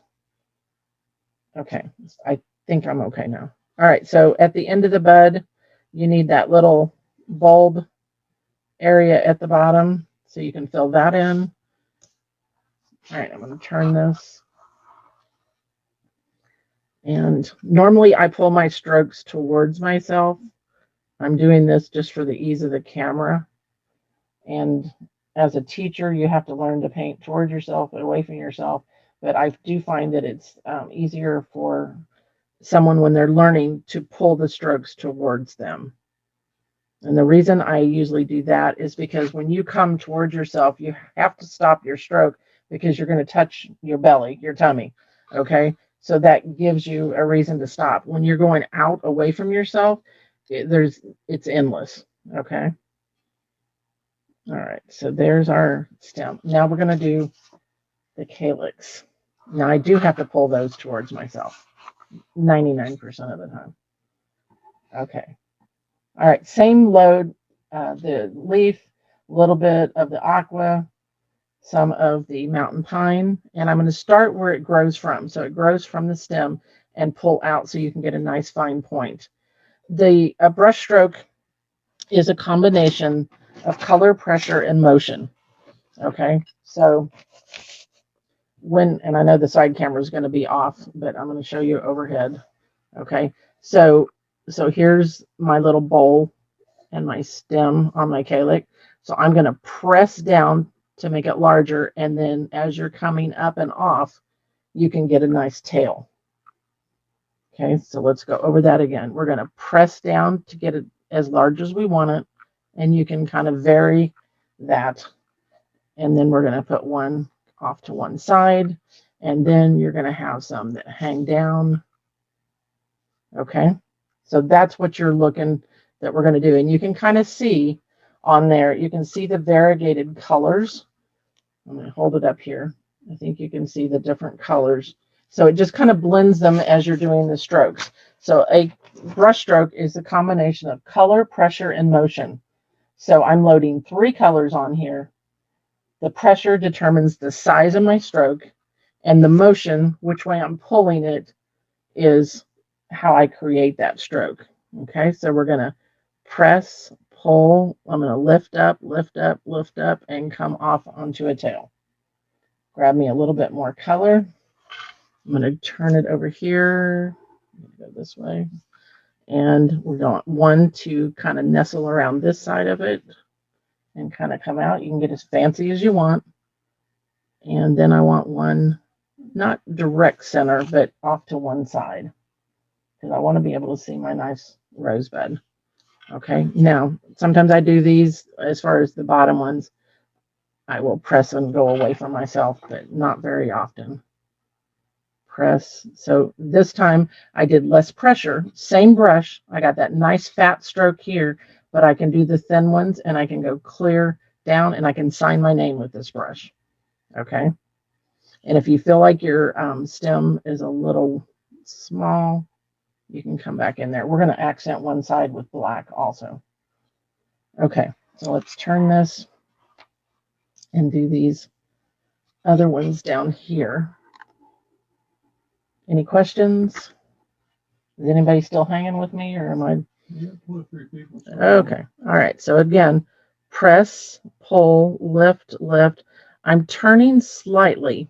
And when I say turning, I'm just barely pivoting, and rolling that between my thumb and my finger to get a point.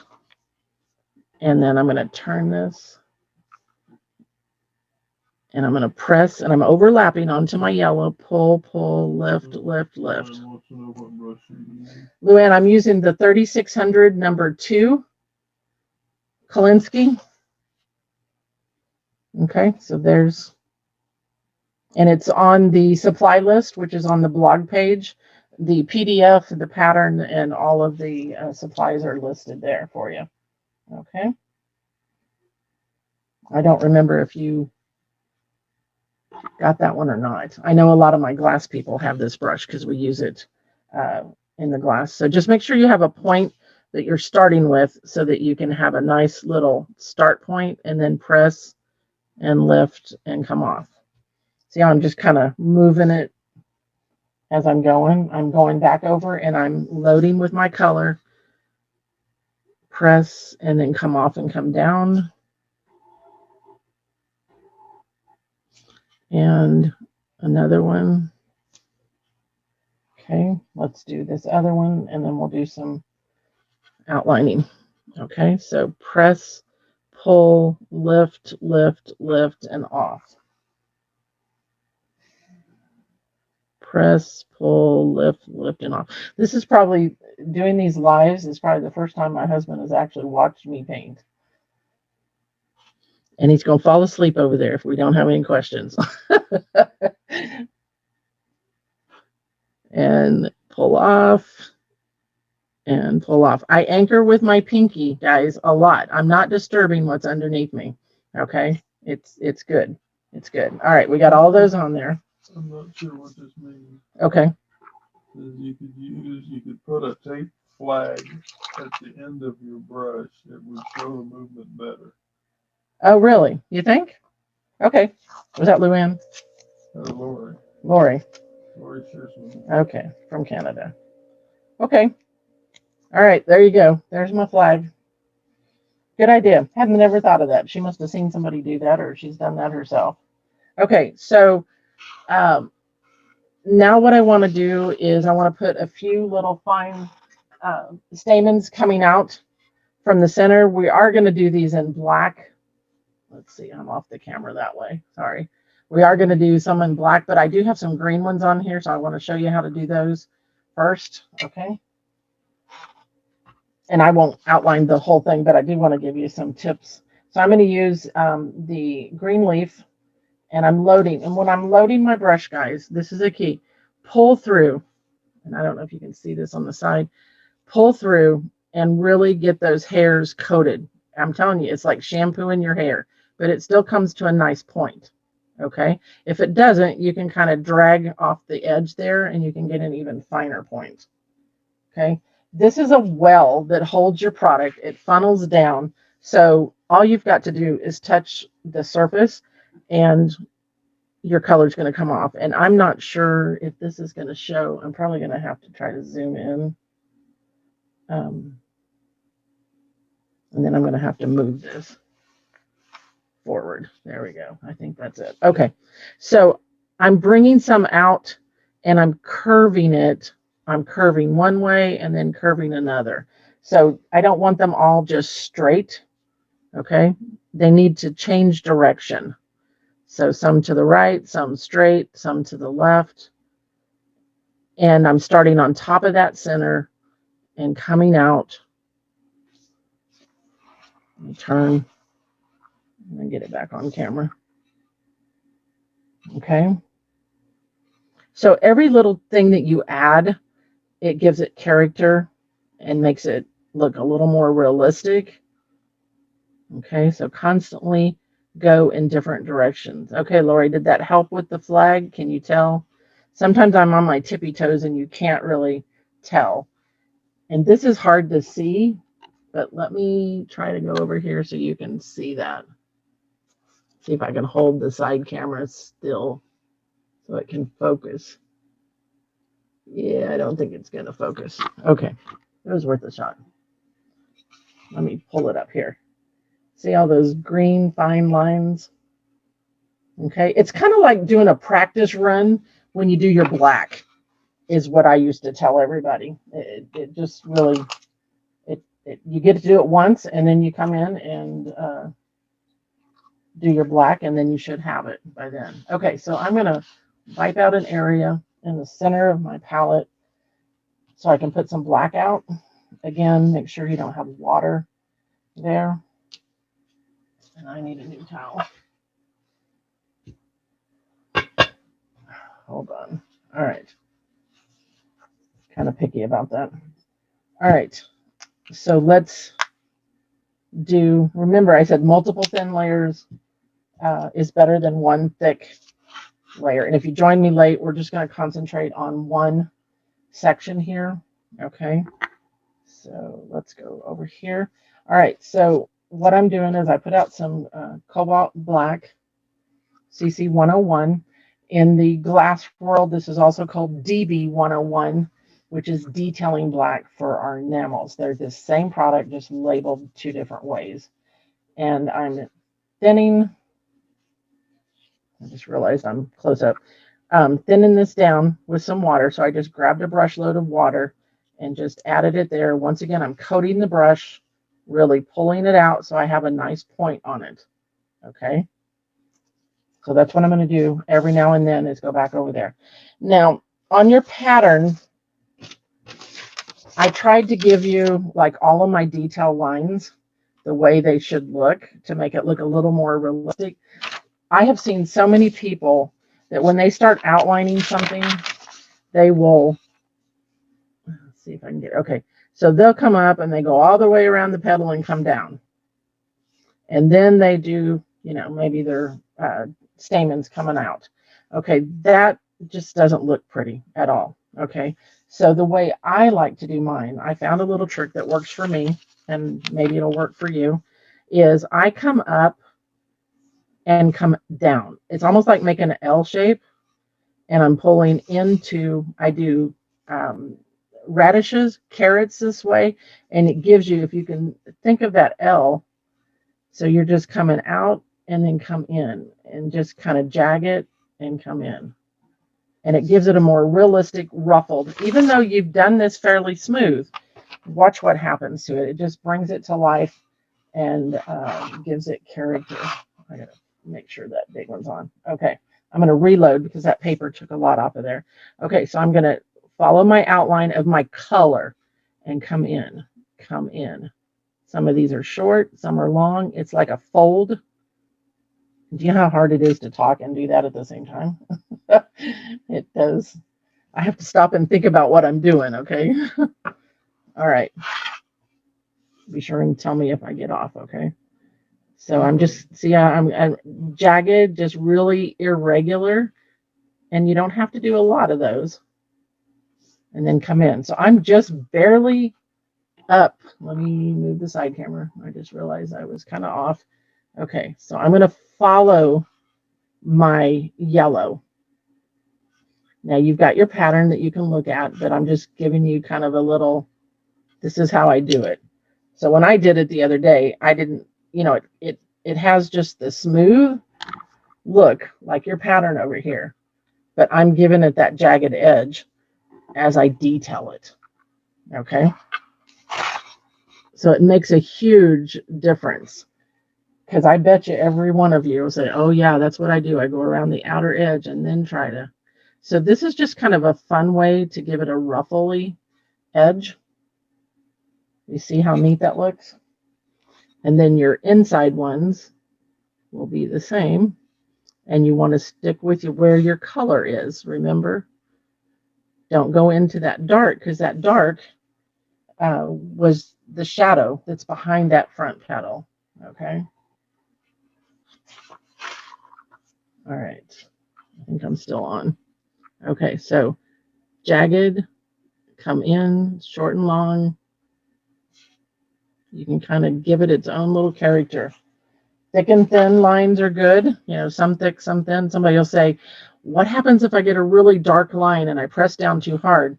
Can you scratch it off? I wouldn't scratch it off. What I do is I go back and make a darker area here, a darker area here. So I even it out so my eye isn't drawn to that. And that's what I'll tell you when somebody says, well, you critique my piece. That's one of the first things.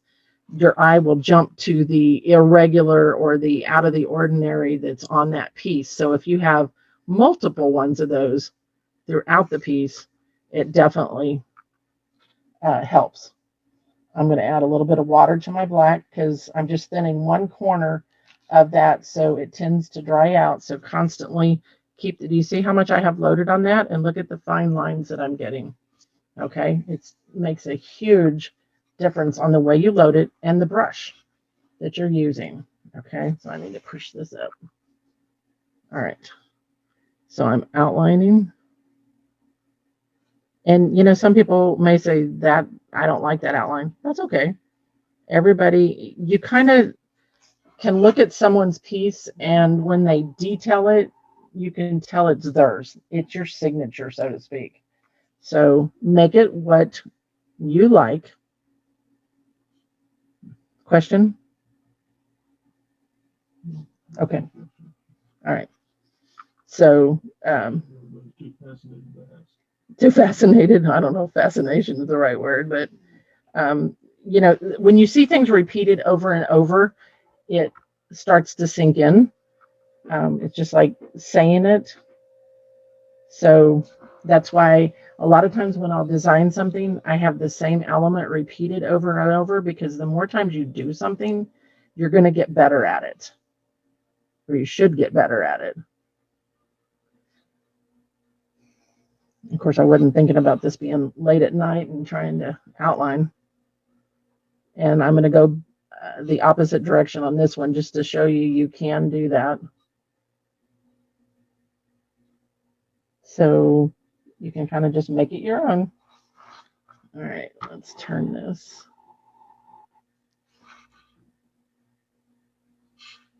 So I'm just making little L's and a little bit of a nervous. Somebody will say, oh, I shake really bad.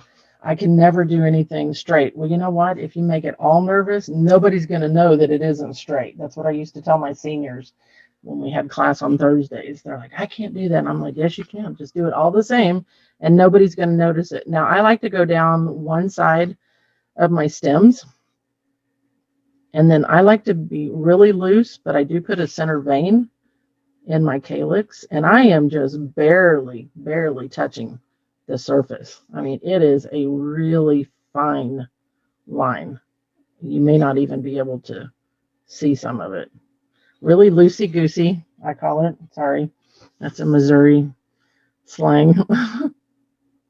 We may live in Texas, but we are from Kansas City, Missouri area. That's where I lived until, how long have we been here, Bert? 30 years. Has it been 30? I think I said 26 the other day. Holy moly. Well, this time. This time, yeah. Okay, so that rosebud, remember, I made it look like there was a fold. So I just kind of do a little bit of a wave, and then you have to put in the top of that. And then I kind of did the same thing. I just, an irregular wave. You can add a few little black centers on that. Okay, so now here's a leaf. We see the bud. So same thing again. I like to come down one side. I need to reload. And now watch the leaf. Let me make sure I'm on camera. All right. So I'm anchored here. And I'm going to come down and come in and come in. So it's almost like that same stroke. It's a very nervous. See how I'm just jagged back and forth? It's kind of a cool way of doing it. And it gives it more of a, you know, with the rose type leaves are kind of jagged on the edge. So just be loose with it. And it was hard to even draw the pattern out for you because I just do it however my brush lets me do it. I'm not doing any side veins because remember, we've got those already there with the coloring that we did. So come up and come back and just make it really nervous. Okay. All right. So let's do. Yes. Instead of black, would you consider a dark green on the leaves or a darker yellow on the petals? You could. I almost did them in brown. You wouldn't have to do anything if you didn't want to. Lori does a lot of the acrylics, so we don't. With the one-stroke method, we don't outline necessarily. So I'm going back to my ceramic days, and we always, 99% of the time, outlined with black. If you want it to look more Italian, you use a dark, like sapphire blue, which is really cool to do. Okay, I'm not on as far as the top one. Okay, here we go. All right, now I'm going to show you the center here. Okay, so it had a kind of a irregular edge. We put the green in there. So now I'm going to do the same thing, and you'll be able to see how I go different directions. Okay, just kind of because they're waving, they're growing out from that center. And I just did a dark one I don't like. So I'm going to show you what I'm going to do. So stay up on your tippy toes. Don't drink a lot of caffeine when you're doing this. And I got to stop and turn it because I want it to come towards me. It's easier to control which direction I go. And I just touched it because I'm talking. So I've got a few areas that are darker here. So guess what I'm going to do? I'm going to go over here and I'm going to add a few of those throughout. And that way, when you look at that now, it's not as noticeable because I've added some all the way around it. Okay. All right. Do you need to see more leaves or you think you're good with your outlining? What's the consensus? Just keep, I know some people like it, just watch you paint all day. So So this is pretty much the gist of it. I do want to show you what I like to do with our product is I will mist it, and that will show you, and I will show you that real quick. Let me finish this one. To show the colors, and I'll show you what I mean by that. All right, let me push up. Actually, I'll just go back. All right, so let's get this on here. All right, let me rinse my brush. And I don't think it's going to make any difference to have the side camera, so I'm going to go back to my full screen on this just so. Okay, so I have a mister that I just swap out with my squirt bottle. So this is a fine mister. You do not want the misters that have the pumps on them because you're going to put down way too much water. So this is a little trick. If I was completely done, or maybe I needed to see if my colors looked okay, you can mist the piece, let the water go away. In other words, it shouldn't look like a watercolor petal. Then you would start glazing over the top of it. I know Mike on one of his said, wait and let it dry so you don't smear it. I have a different take on that. Something that I learned from Bruce Locke when I worked for Hobby Colorobia. I'm going to stand about 6 inches back, okay, and I'm going to mist this, and you're going to see what it actually is going to look like when it's fired. You see how dark that appears? Okay, so I'm like, I may not like that area in the middle there. It looks a little too solid. So I could come back here with just water in my brush, and I could just soften those colors that are there and move them around so they're not as solid. So once the water look goes away, which is about, with the exception of that area there, okay, this area looks dry, I could start glazing this. And when you glaze it, you're using that same soft fan, okay? And you would lay down a coat, 1, 2, maybe 3, and go load with more glaze. 1, 2, 3, load with glaze. Don't keep doing this because all you're going to do, you soften and you start working up the underglaze and everything that's underneath it, and you start smearing your color. Okay, so it's 1, 2, maybe 3 to just brush out a little bump or a lump in the glaze, and then 1, 2, 3, reload. 1, 2, 3, reload. Okay, and I will, what I'll do is leave my video camera on as I'm doing the end of this, and I'll put it onto the tape so that you can see that on the YouTube. Okay. All right. Do we have any questions? Oh, the only other thing I did on the center was I did come in and add a few little dots at the end of the stamens. Okay. So I added some around that. And when you're adding those, do not just put them all at the same length. Go in and out, in and out. So you want to have them at different heights. Some outer, some in, and just add those. And it's like on the pollen on the end of the stamens is what it is. And I'm just using that liner brush and just tapping, just itty bitty. Remember, pressure, you get larger, less pressure, less. You can also take some brown and you can add a C stroke.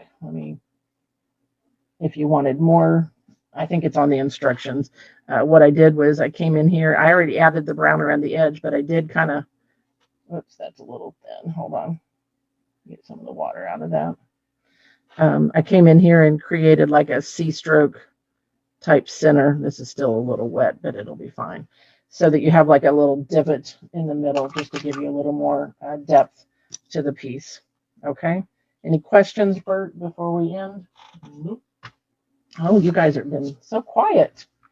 All right, so let's go back. I will finish this, and what I'll do is I'll turn on my, I will finish it and turn on my other camera and then put this on the end of the YouTube when I edit that. I can't put it on the live to show the glazing. So, I mean, I could sit here and keep painting and you guys could watch forever, but it is getting late. So I want to say thank you for joining me. And next week we will be doing glass again. Last week I showed how to do this little piece. Let's see if you can see that. And this is the bowl. So we had 2 winners last week. What I did was we spun and picked 2 names because I was working on 2 different pieces last week. Um, I don't know that I'm going to do this on this piece because what happened is there's a hard spot on this tile and I don't know that it's not going to mess up in the firing. It was like a spot that the slip ran down the side of the tile and the color didn't want to adhere to it. So I don't want to promise this to someone. I guess we can spin, and if it works, that person could win. So if you've commented on the post, Bert is going to spin the comments and then stop it on one and tell me who it is. And if it works, we will definitely send it to the recipient. Okay. All right. You want to spin? He is spinning. I don't have a piece. I gotta find a piece of paper to write on. All right. And this is a 12 by 12, like I said, tile. All right. Who'd you get? Luann. Luann, look at you. Oh, she'll love that. All right, Miss Luann. So if it turns out, like I said, I don't want to promise anything, but if it does, I can ship that to you. So if there's anything that you need to order, we can put it in there. It'll probably be a week to 10 days just because I need to get a few more pieces. My kiln is like a 27-inch for my ceramic. So I like to have a few more pieces in there. On the next ceramic live, let me go back to my overhead because it's hard to show you this real quick.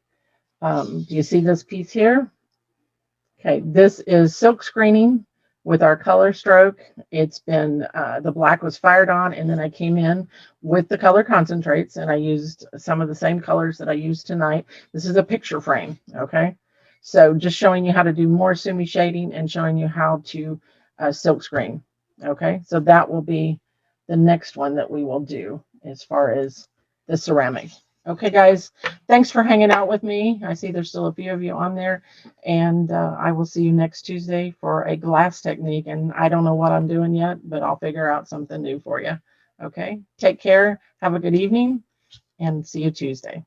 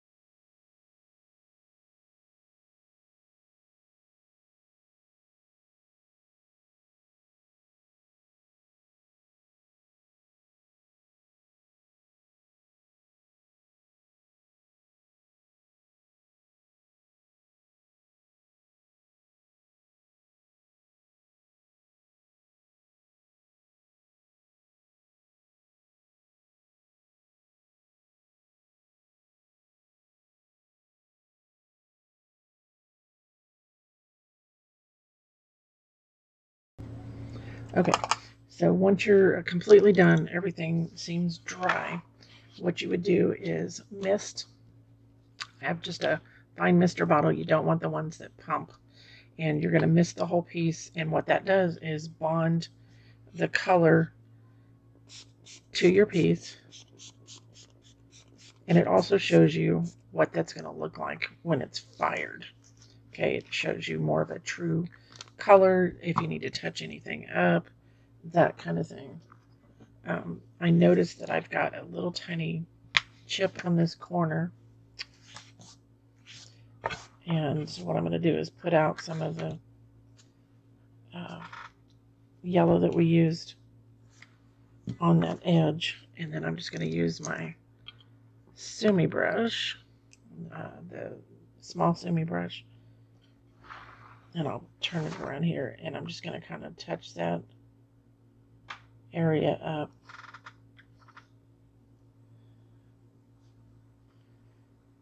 And then I'll have to wait till that dries. So the reason you mist is to see what your colors are going to look like. It also bonds all the dry product. I know a lot of people will tell you to let it dry completely overnight before you clear glaze. I differ with that, and it's something that I learned many, many years ago from Bruce Locke when I worked for Hobby Colorovia. If you just mist it and it's damp, then when you come in with your fan brush, you're not going to smear as much. Now, if you overwork, if you just keep going over and over and over and over and over, it is going to move the color because you're dampening what's underneath. It's going to cause it to move and flow, and yeah, it'll smear. Okay, so you have to be cautious, okay, about how you're glazing. So I'm going to shake up my glaze. This is the CSP01 Gloss Medium NT Clear, meaning non-toxic clear.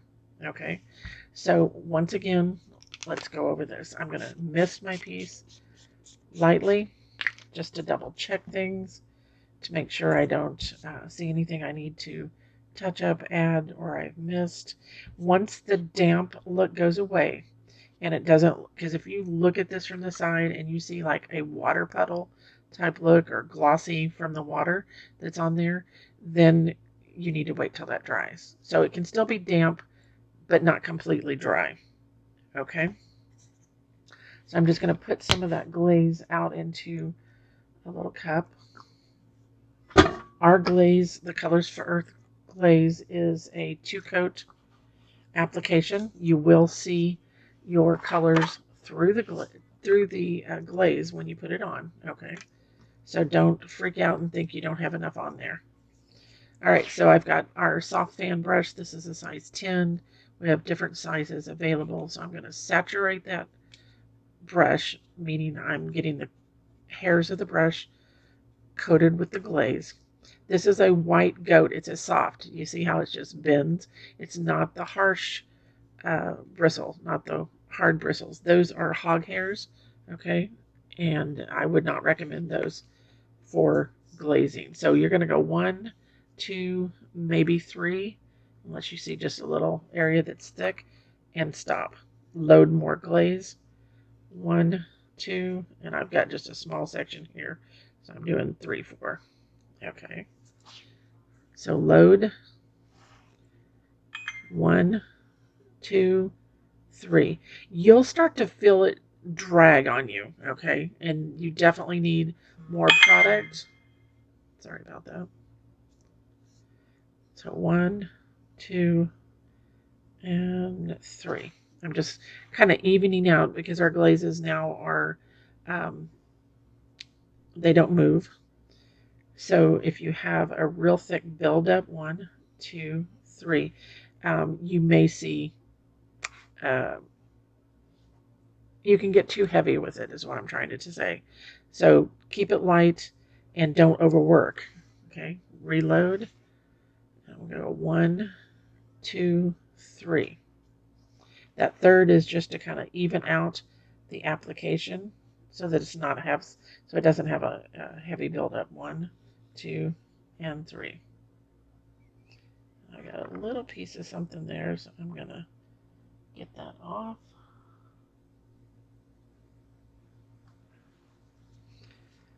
1, 2, 3. Just got a small area here. I'm just going to touch that up. And then don't forget to do your edges. So again, I don't have anything on there but the white base coat on this particular one, which was an underglaze.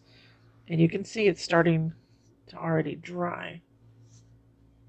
But you want to let it dry completely before you add the second coat.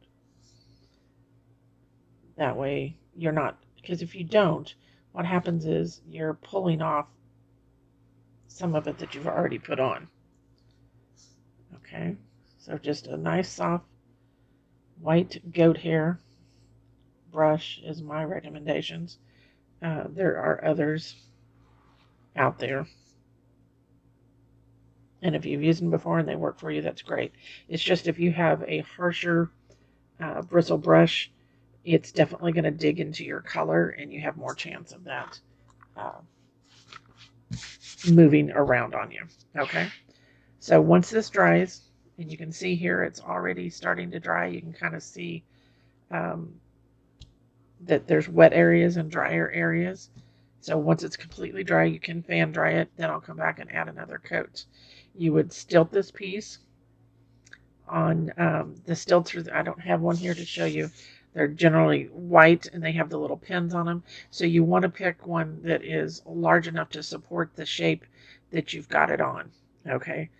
That you're putting onto the stilt. So you wouldn't use a little tiny one like this in the middle, because you take a chance of, at the higher heat, it could warp the piece just a little bit. So I use like a triangle that's about that big in the middle. Or if you've got, I have some that have a triangle and a long and a little pin at the end that are used for, excuse me, spoon rest a lot of times. I've even put those on two sides. You can put two larger ones, you know, out to the side or to the edge or corners, whatever, but just don't use a tiny one, okay? You need something that's going to support the size of the piece that you're putting on it, okay? So stilt and fire to a witness cone 06. And witness cone are the cones that you put on the shelf. They're not the little ones that you put in the sitter. They're about 3 inches tall. They have a thicker base, and then they have a tapered end. And I set that in the middle of my shelf.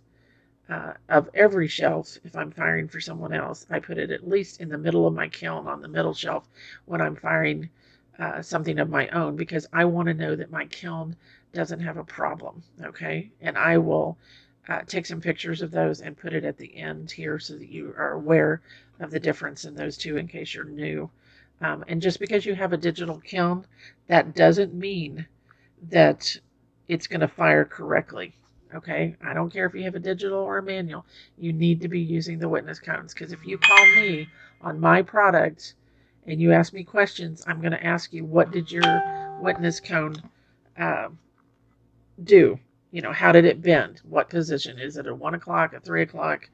What is, you know, the position of it? Because that's going to give us some insight on what is going on in your kiln. Okay, I hope you've enjoyed this project. This is the end of a Facebook Live that I did, so I'm just adding this at the end, and I will see you next time. Thank you.